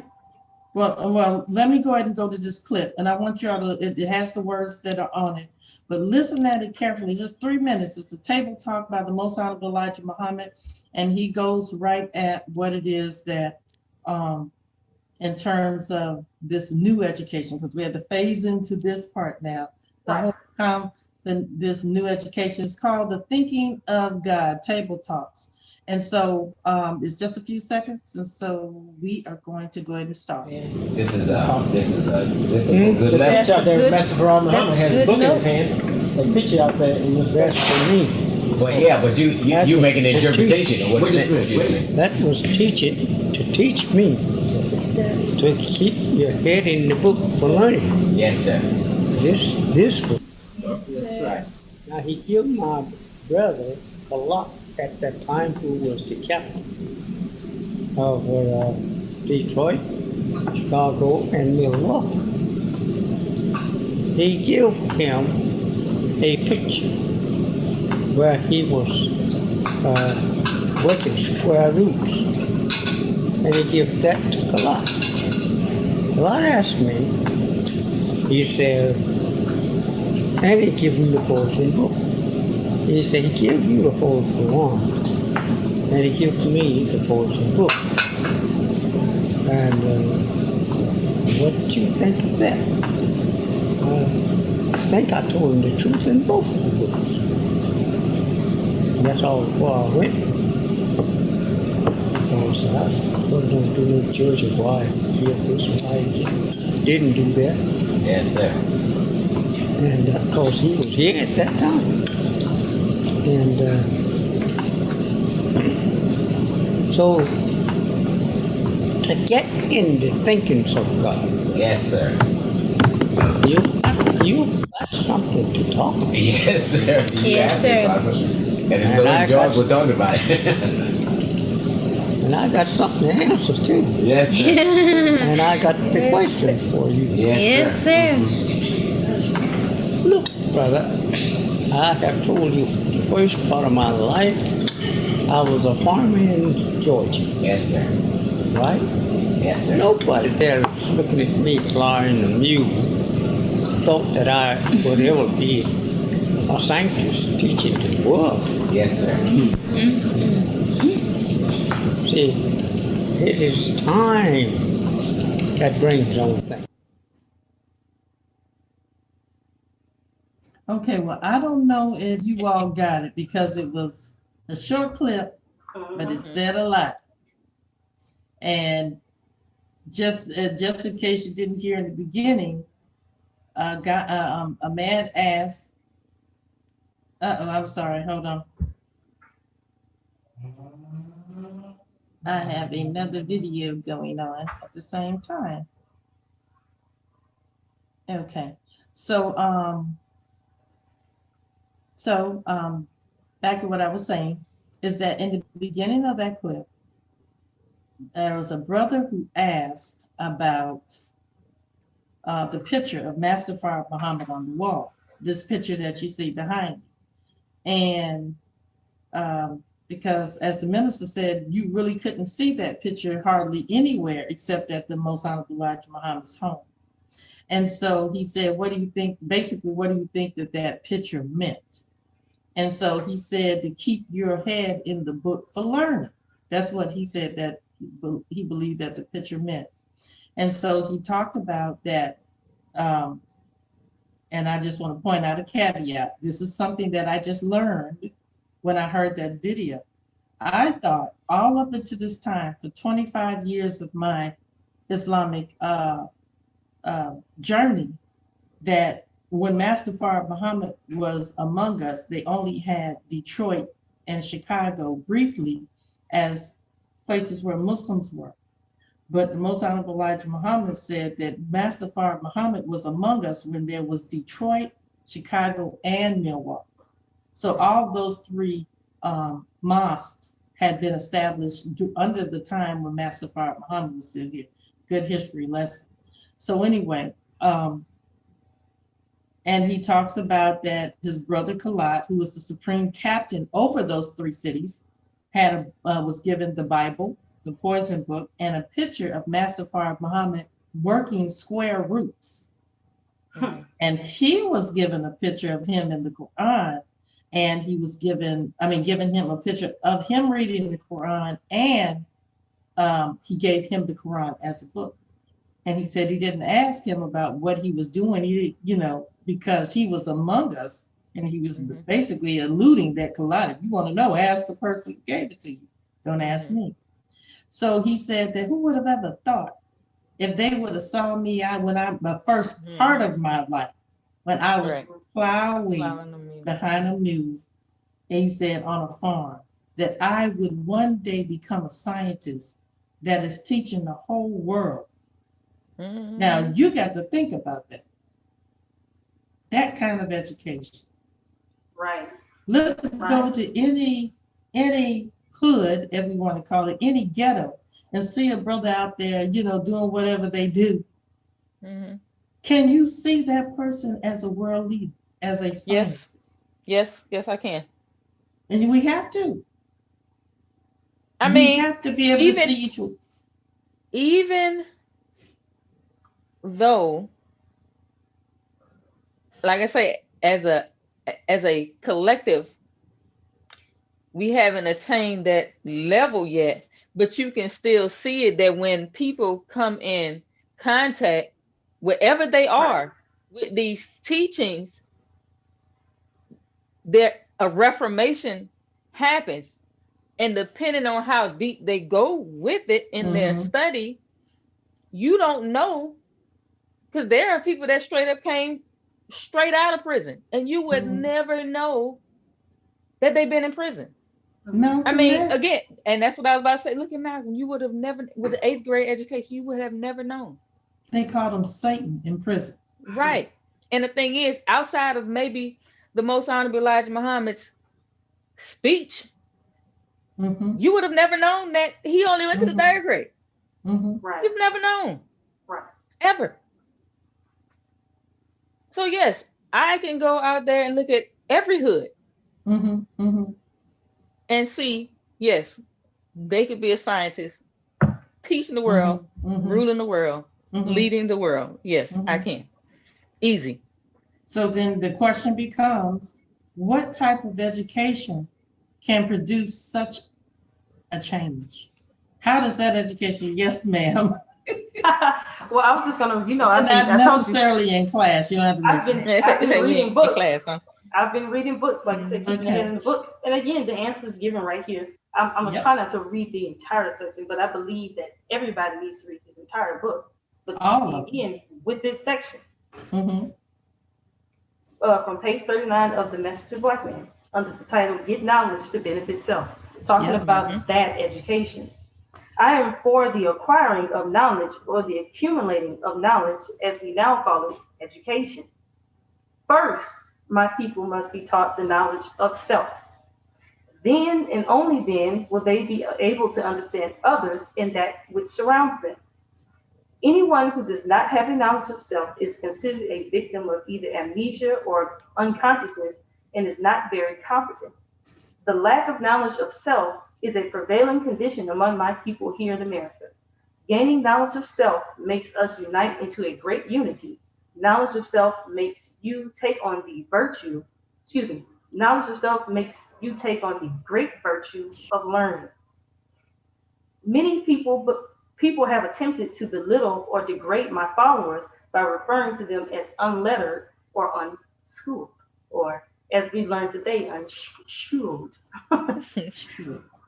They do this to imply that the believers in Islam are ignorant. If such a claim were so, then all the more credit should be given for our striving for self-elevation with so little. But truth represents itself and stands by itself. No followers nor any other people are more zealous about the acquiring of knowledge than my followers. Throughout the Holy Quran, the duty of a Muslim is to acquire knowledge. To acquire knowledge is spelled out. My people should not get an education which will benefit. My people should get an education which will benefit their own people, and not an education adding to the storehouse of their teacher. We need an education, but an education which will remove us from the shackles of slavery and servitude. Get an education, but not an education which leaves us in an inferior position and without a future. Get an education, but not an education that leaves us looking to the slave master for a job. It goes on and on and on. But when we're talking about an education, he's telling us get an education that will make us want to do for self. But in order to get to that end, the first thing you have to do is teach the knowledge of self. And I was thinking when you asked the question, can you see a person, any hood in America, and just look at a black man on the corner and you can see God? I was thinking no, but I was thinking no, if something doesn't intervene in that person's condition and change it, just them being there by themselves, no, you can't see it. But if you are a scientist, you know how to make another scientist. So a scientist can look at their person and see another scientist because they know or have the eyes to see it. So if you can look at another black man and say that they're God, that means that you have to be a God yourself to be able to see something, from that mindset. So yes, knowledge of education first that gives knowledge of self. Now, I want to bring up a couple of things as we begin to close down our talk today.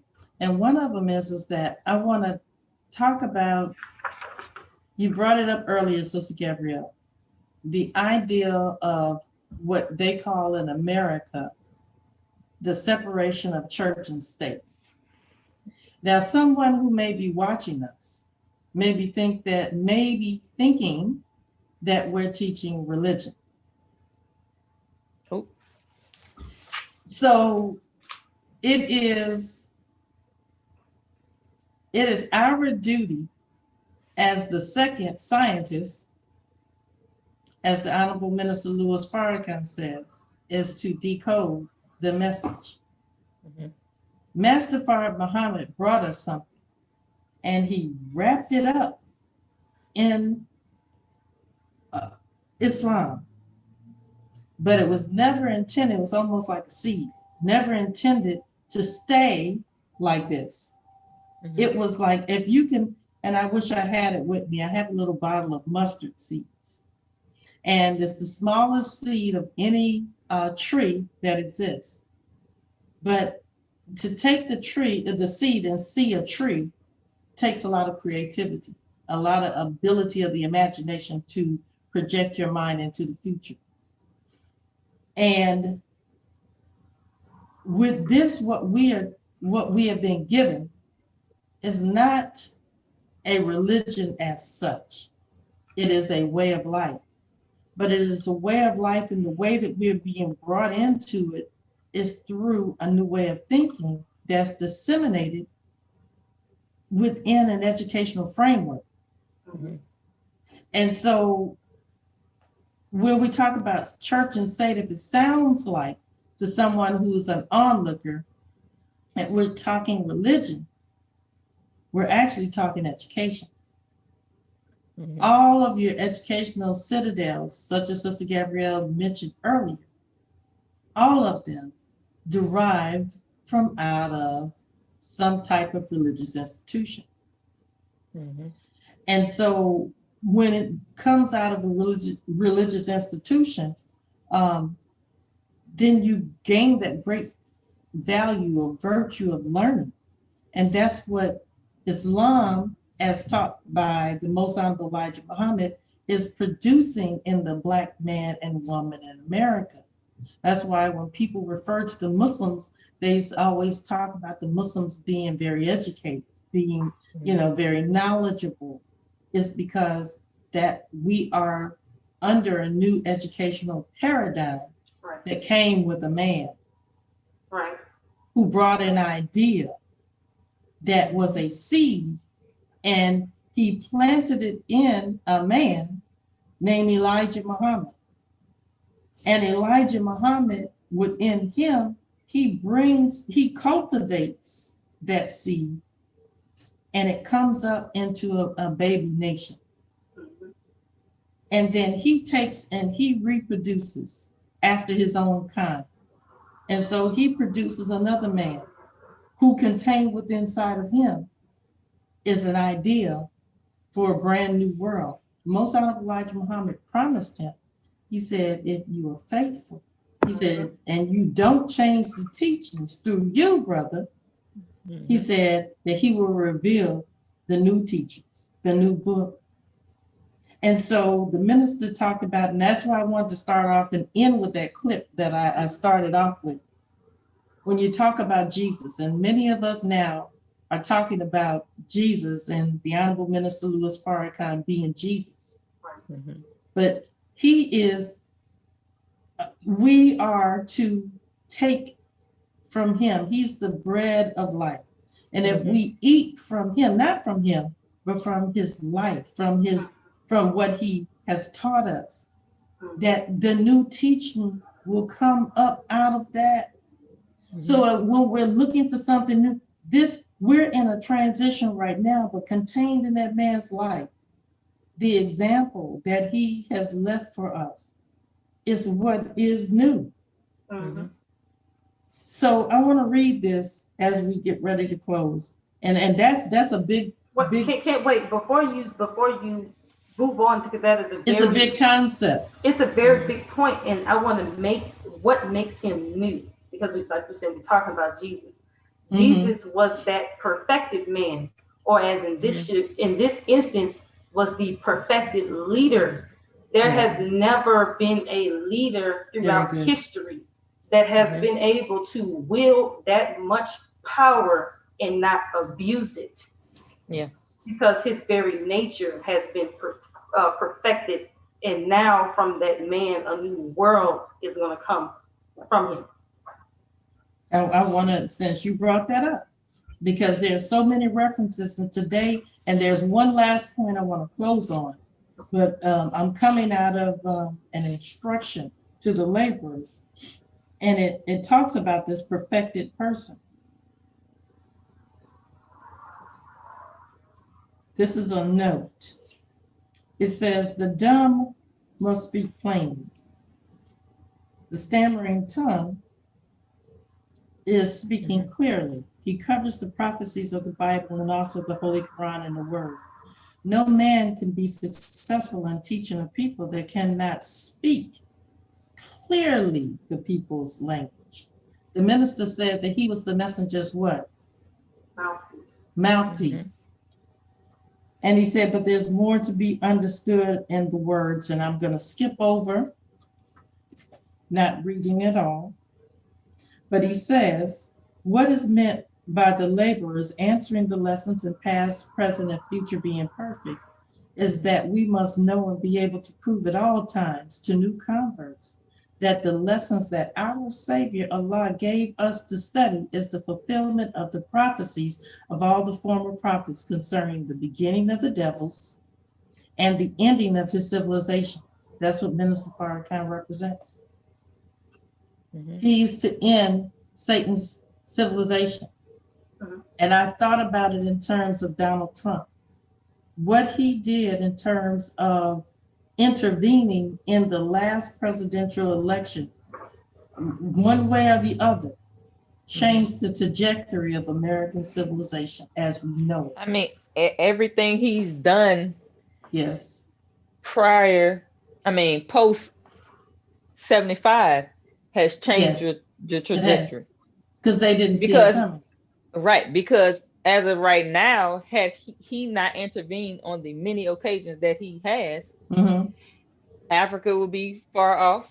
We would have been probably slaughtered by now. Right. You know, so at every point since he has come up, he has thwarted their efforts to really cull the population, starting with us. That's right. Yes.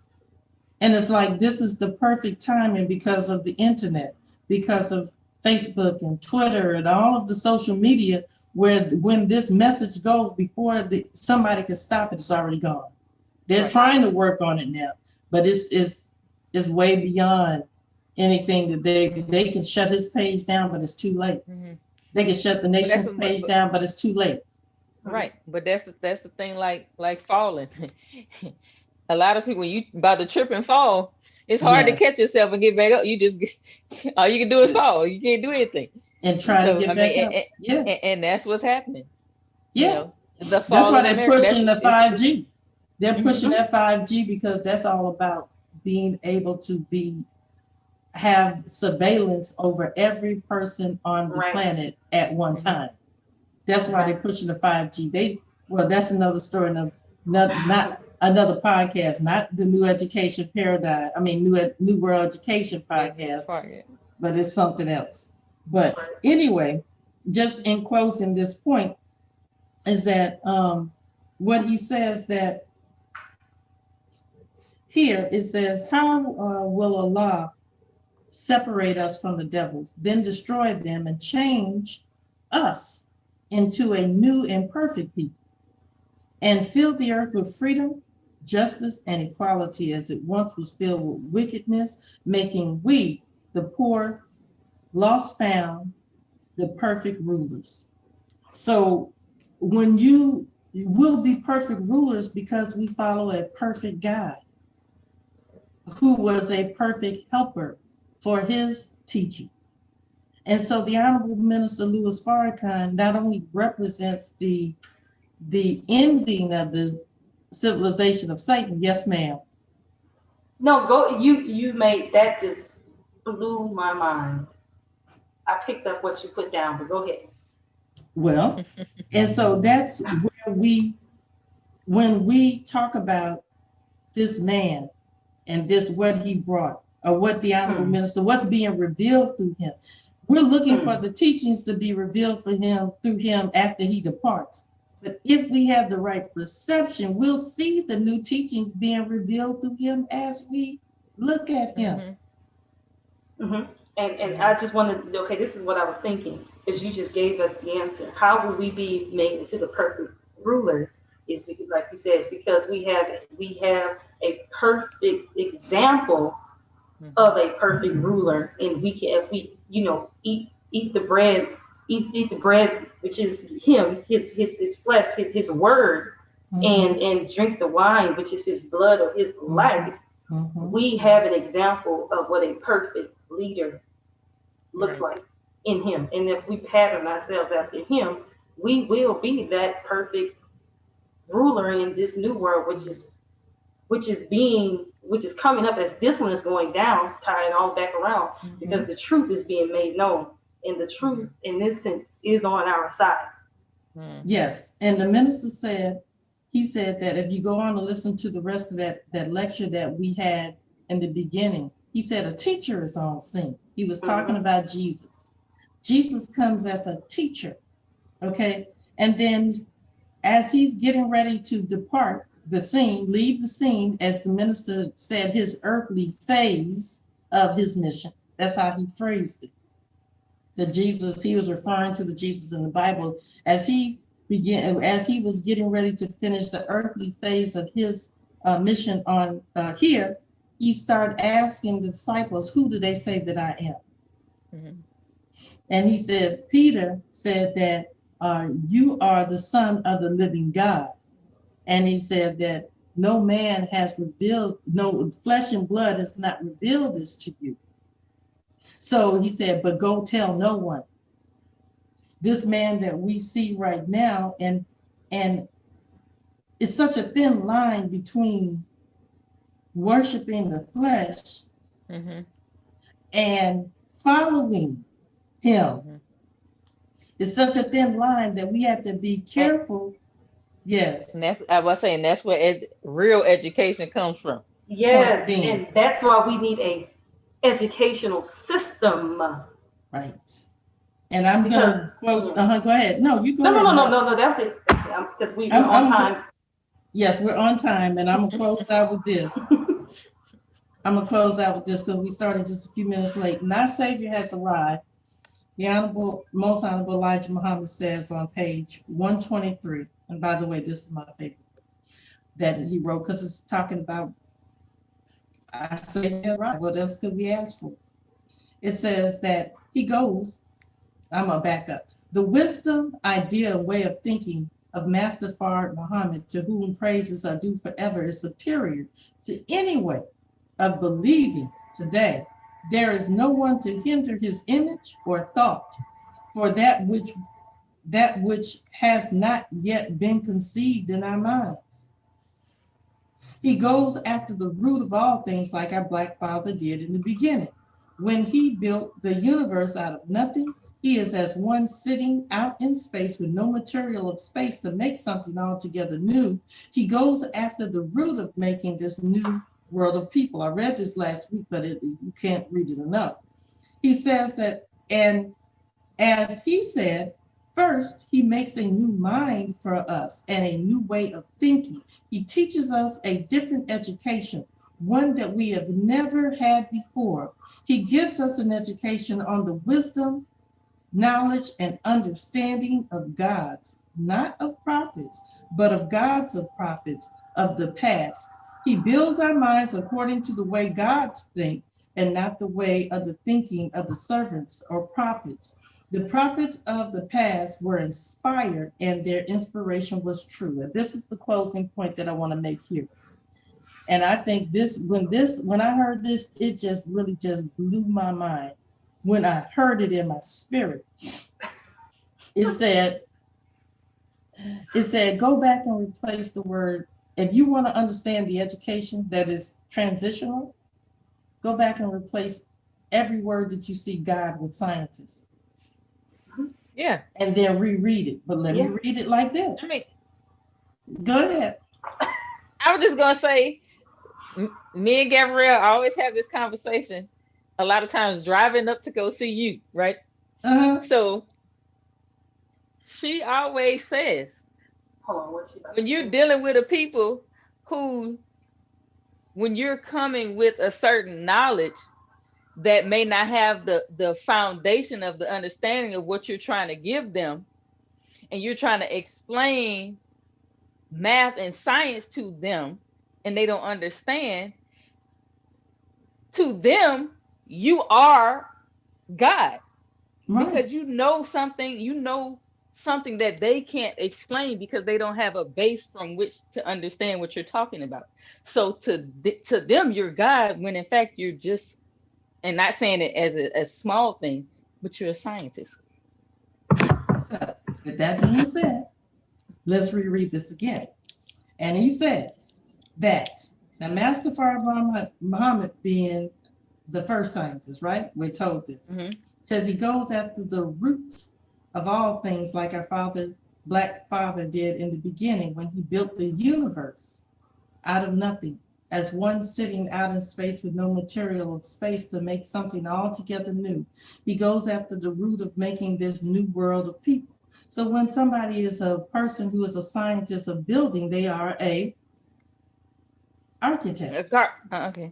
Mm-hmm. An architect, right? Mm-hmm. Now he says that as he said, first he makes a new mind for us and a new way of thinking. Now think about a new way of thinking. He teaches us a different education, one that we have never been taught before. He gives us an education on the wisdom, knowledge, and understanding of scientists. Mm-hmm. So when you're talking about an education system and you're talking about how does it look, it's one that's built on science. But we had to be broken up out of the science of this world because they're materialists. I.e. the gods of this world. Yes, they devoided themselves of the spirit and they just wanted the material. But see, the God that comes, the scientist that comes, says that material and spirit are one. They're not separated. And that's what they found out. If you go back and really study the scientists of the 1920s, such as Einstein, such as Dirac and Bohr and all of these scientists, they figured out that consciousness was a part of the scientific process, the way of thinking. Okay. I really, really go want ahead. to say something. Go ahead. I really do. But okay, because this is getting me into a conversation that I was having with Daia, my niece, Sister Denizel's daughter. And I was showing her that Disney was coming out with a new movie. And I was trying to explain to her, like, she kept asking if the little girl was a ninja. And so I was like, no, ninja comes from Japanese culture. But this, I'm looking at the racial features of the young girl and also the cultural references they have in the architecture and things like that. And I'm like, this is not Japanese culture. This looks more Southeast Asian culture, maybe you're Thai, you're Indonesian, but not all Asian people are Japanese or Chinese or whatever. And so to teach her this lesson, and I go to the message to the Black man, even though I didn't open it up, but I started going back to the story, not the story, but the history of the grafting of the devil from the original. And so I was explaining to her the grafting process in the birth control, and then also the migration, because again, we're taught that the Indians were exiled from India 16,000 years ago, and they are in Africa. So, I mean, not Africa, they're in America. So when I start to show her different pictures of different Asians, but these were dark-skinned Asians that were dark, was easily darker than we are, but they were, I mean, it ain't hard to do. This color, black, but they still had slanted eyes. And then I was telling about how, but there's a tribe in Africa, the San people in Africa, the Bushmen, that they're in Africa, indigenous to Africa, ancient Africans, but they have slanted eyes. They do. So you have slanted eyes in Africa, you have slanted eyes and dark skin in Malaysia, China, Japan, all these places, and I was showing the original indigenous Americans, or what we call Indians, but showing pictures of them and how they were black skinned, but their eyes were not as slanted, but they had the straight hair, and I was giving her the history and how this happened. But I asked her a question. I said, isn't it interesting? Why do people's DNA change when they change environment? And I was teaching her adaptation and how genetic mutation happens. I said, why is a polar bear white? Why is a snow leopard white? It's because their DNA responded to the environment. So and then all of the brown ones got eaten because they could be seen. Exactly. And so I was saying that the DNA started to respond. I said, just say, for instance, an octopus can camouflage like that, maybe a couple of minutes, maybe a couple of seconds, however long that takes. But I said adaptation is almost the same thing as camouflage, but just takes a longer time. But I'm just talking about how the DNA has a certain ability to respond to environment without us consciously thinking about that. So that I'm saying that the DNA has a certain level of consciousness itself. Again, why when you mix sperm and ovum, you get a human being and not just a lump of flesh. This is real powerful because I promise you, this the law is my witness. I had this exact same conversation with my husband today, and I told him about DNA and consciousness because I watched a video last night that dealt with, it was called quantum biology, and it went into how that at some point DNA, and they talked about this, how they were able to find that birds and their migration and they fly along the magnetic lines of the earth, but they said somehow that is a vibration that their DNA picks up that causes them to be able to do that. And they will talk, I'm telling you, so it all came down to the DNA and consciousness, and they talked about entanglement.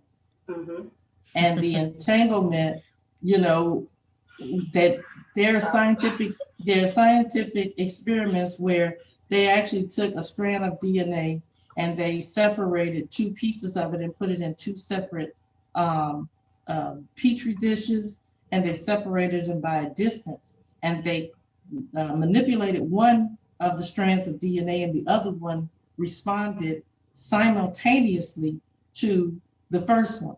Their DNA carries levels of consciousness in them that can respond over distances of space at the same time. Yes. So when we're talking, what you were talking about in terms of DNA responding and having a level of consciousness that's attached to it, we can go deep with science because they were talking about the upspin and the downspin. Yes. So scientists, everything you were talking about was scientists. And so it occurred to me today that is. So when they talk about STEM, and I'm a person that has a scientific background in physics, but I never went to school to be a physicist. Right. I wanted to learn, because that is really the mother of how scientists think. That trains your mind to think in a scientific manner. And so then you use mathematics as a language to express science. Mathematics is Islam, but when you're talking about what we are, what school we're in a scientific, if you want to say STEM, you could say a STEM school that's called the University of Islam, but not like what they have tried to feed us. So the new educational paradigm, or the transitional educational paradigm, is a paradigm where we are being trained as scientists, but not materialists. Scientists that understand and are able to manipulate consciousness at the cellular level. I know that sounds deep. I think you gave us our topic for next week. Okay. Well, I'll end on this wise. I'm going to replace it and then we close out. It says that he gave us a understanding of scientists, not of prophets. Mhm. Okay, does that sounds a little different, huh? Mhm.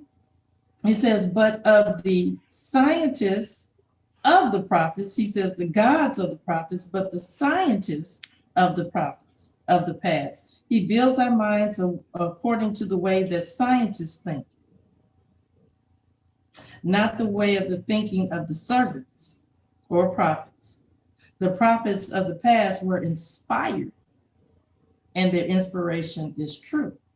The scientists go after the very root of all I like things. that. I like that.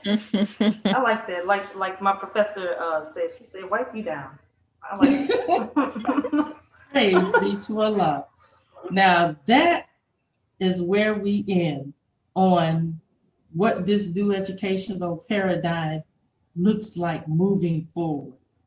It is a paradigm wherein that we are training people to be scientists. That's why the Most Honorable Elijah Muhammad said in this very simplistic language, he says we teach the law of cause and effect. He said that 10% know the law of cause and effect.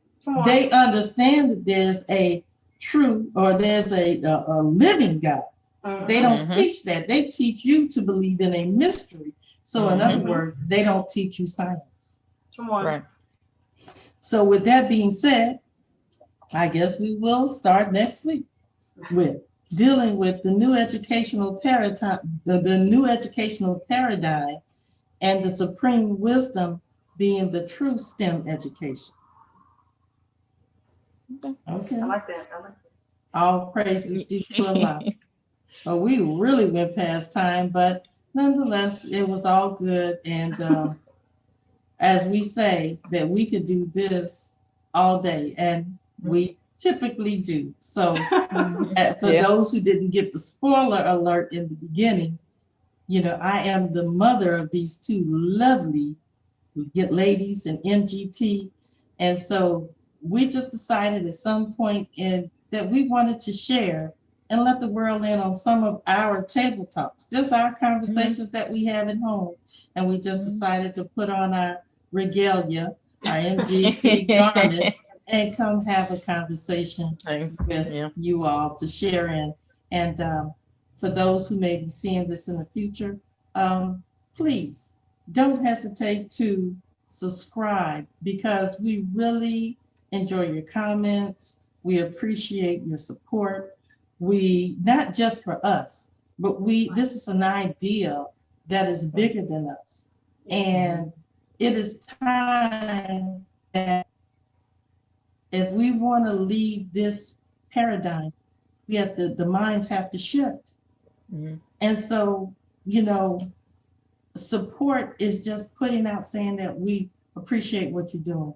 We're watching what you're doing, and we encourage you to continue doing it. And that is really helping make the change. Yes, ma'am. And be a part. We're not doing this for our own self-aggrandizement, but to inspire other people to lend their hands to building this new educational paradigm, which will be one of the cornerstones of this new world. That's right. That's right. And as we said, that education is the torchlight for civilization. And as this world's education system has become so dark, no one can see themselves in it. What the Most Honorable Elijah Muhammad is giving to us from his teacher is that new torchlight for what is coming in. And so it may be just a pinpoint in the darkness right now, but if we all bring our points of light together, we can have a universe of light. So we thank you for joining us this episode. Please like, subscribe, and share with your friends this New World Education Podcast. And next time, we're going to deal with the whole concept of the supreme wisdom being the true STEM education that this world talks about. May Allah bless us all with the light of his understanding as we greet you in peace. Assalamu alaikum.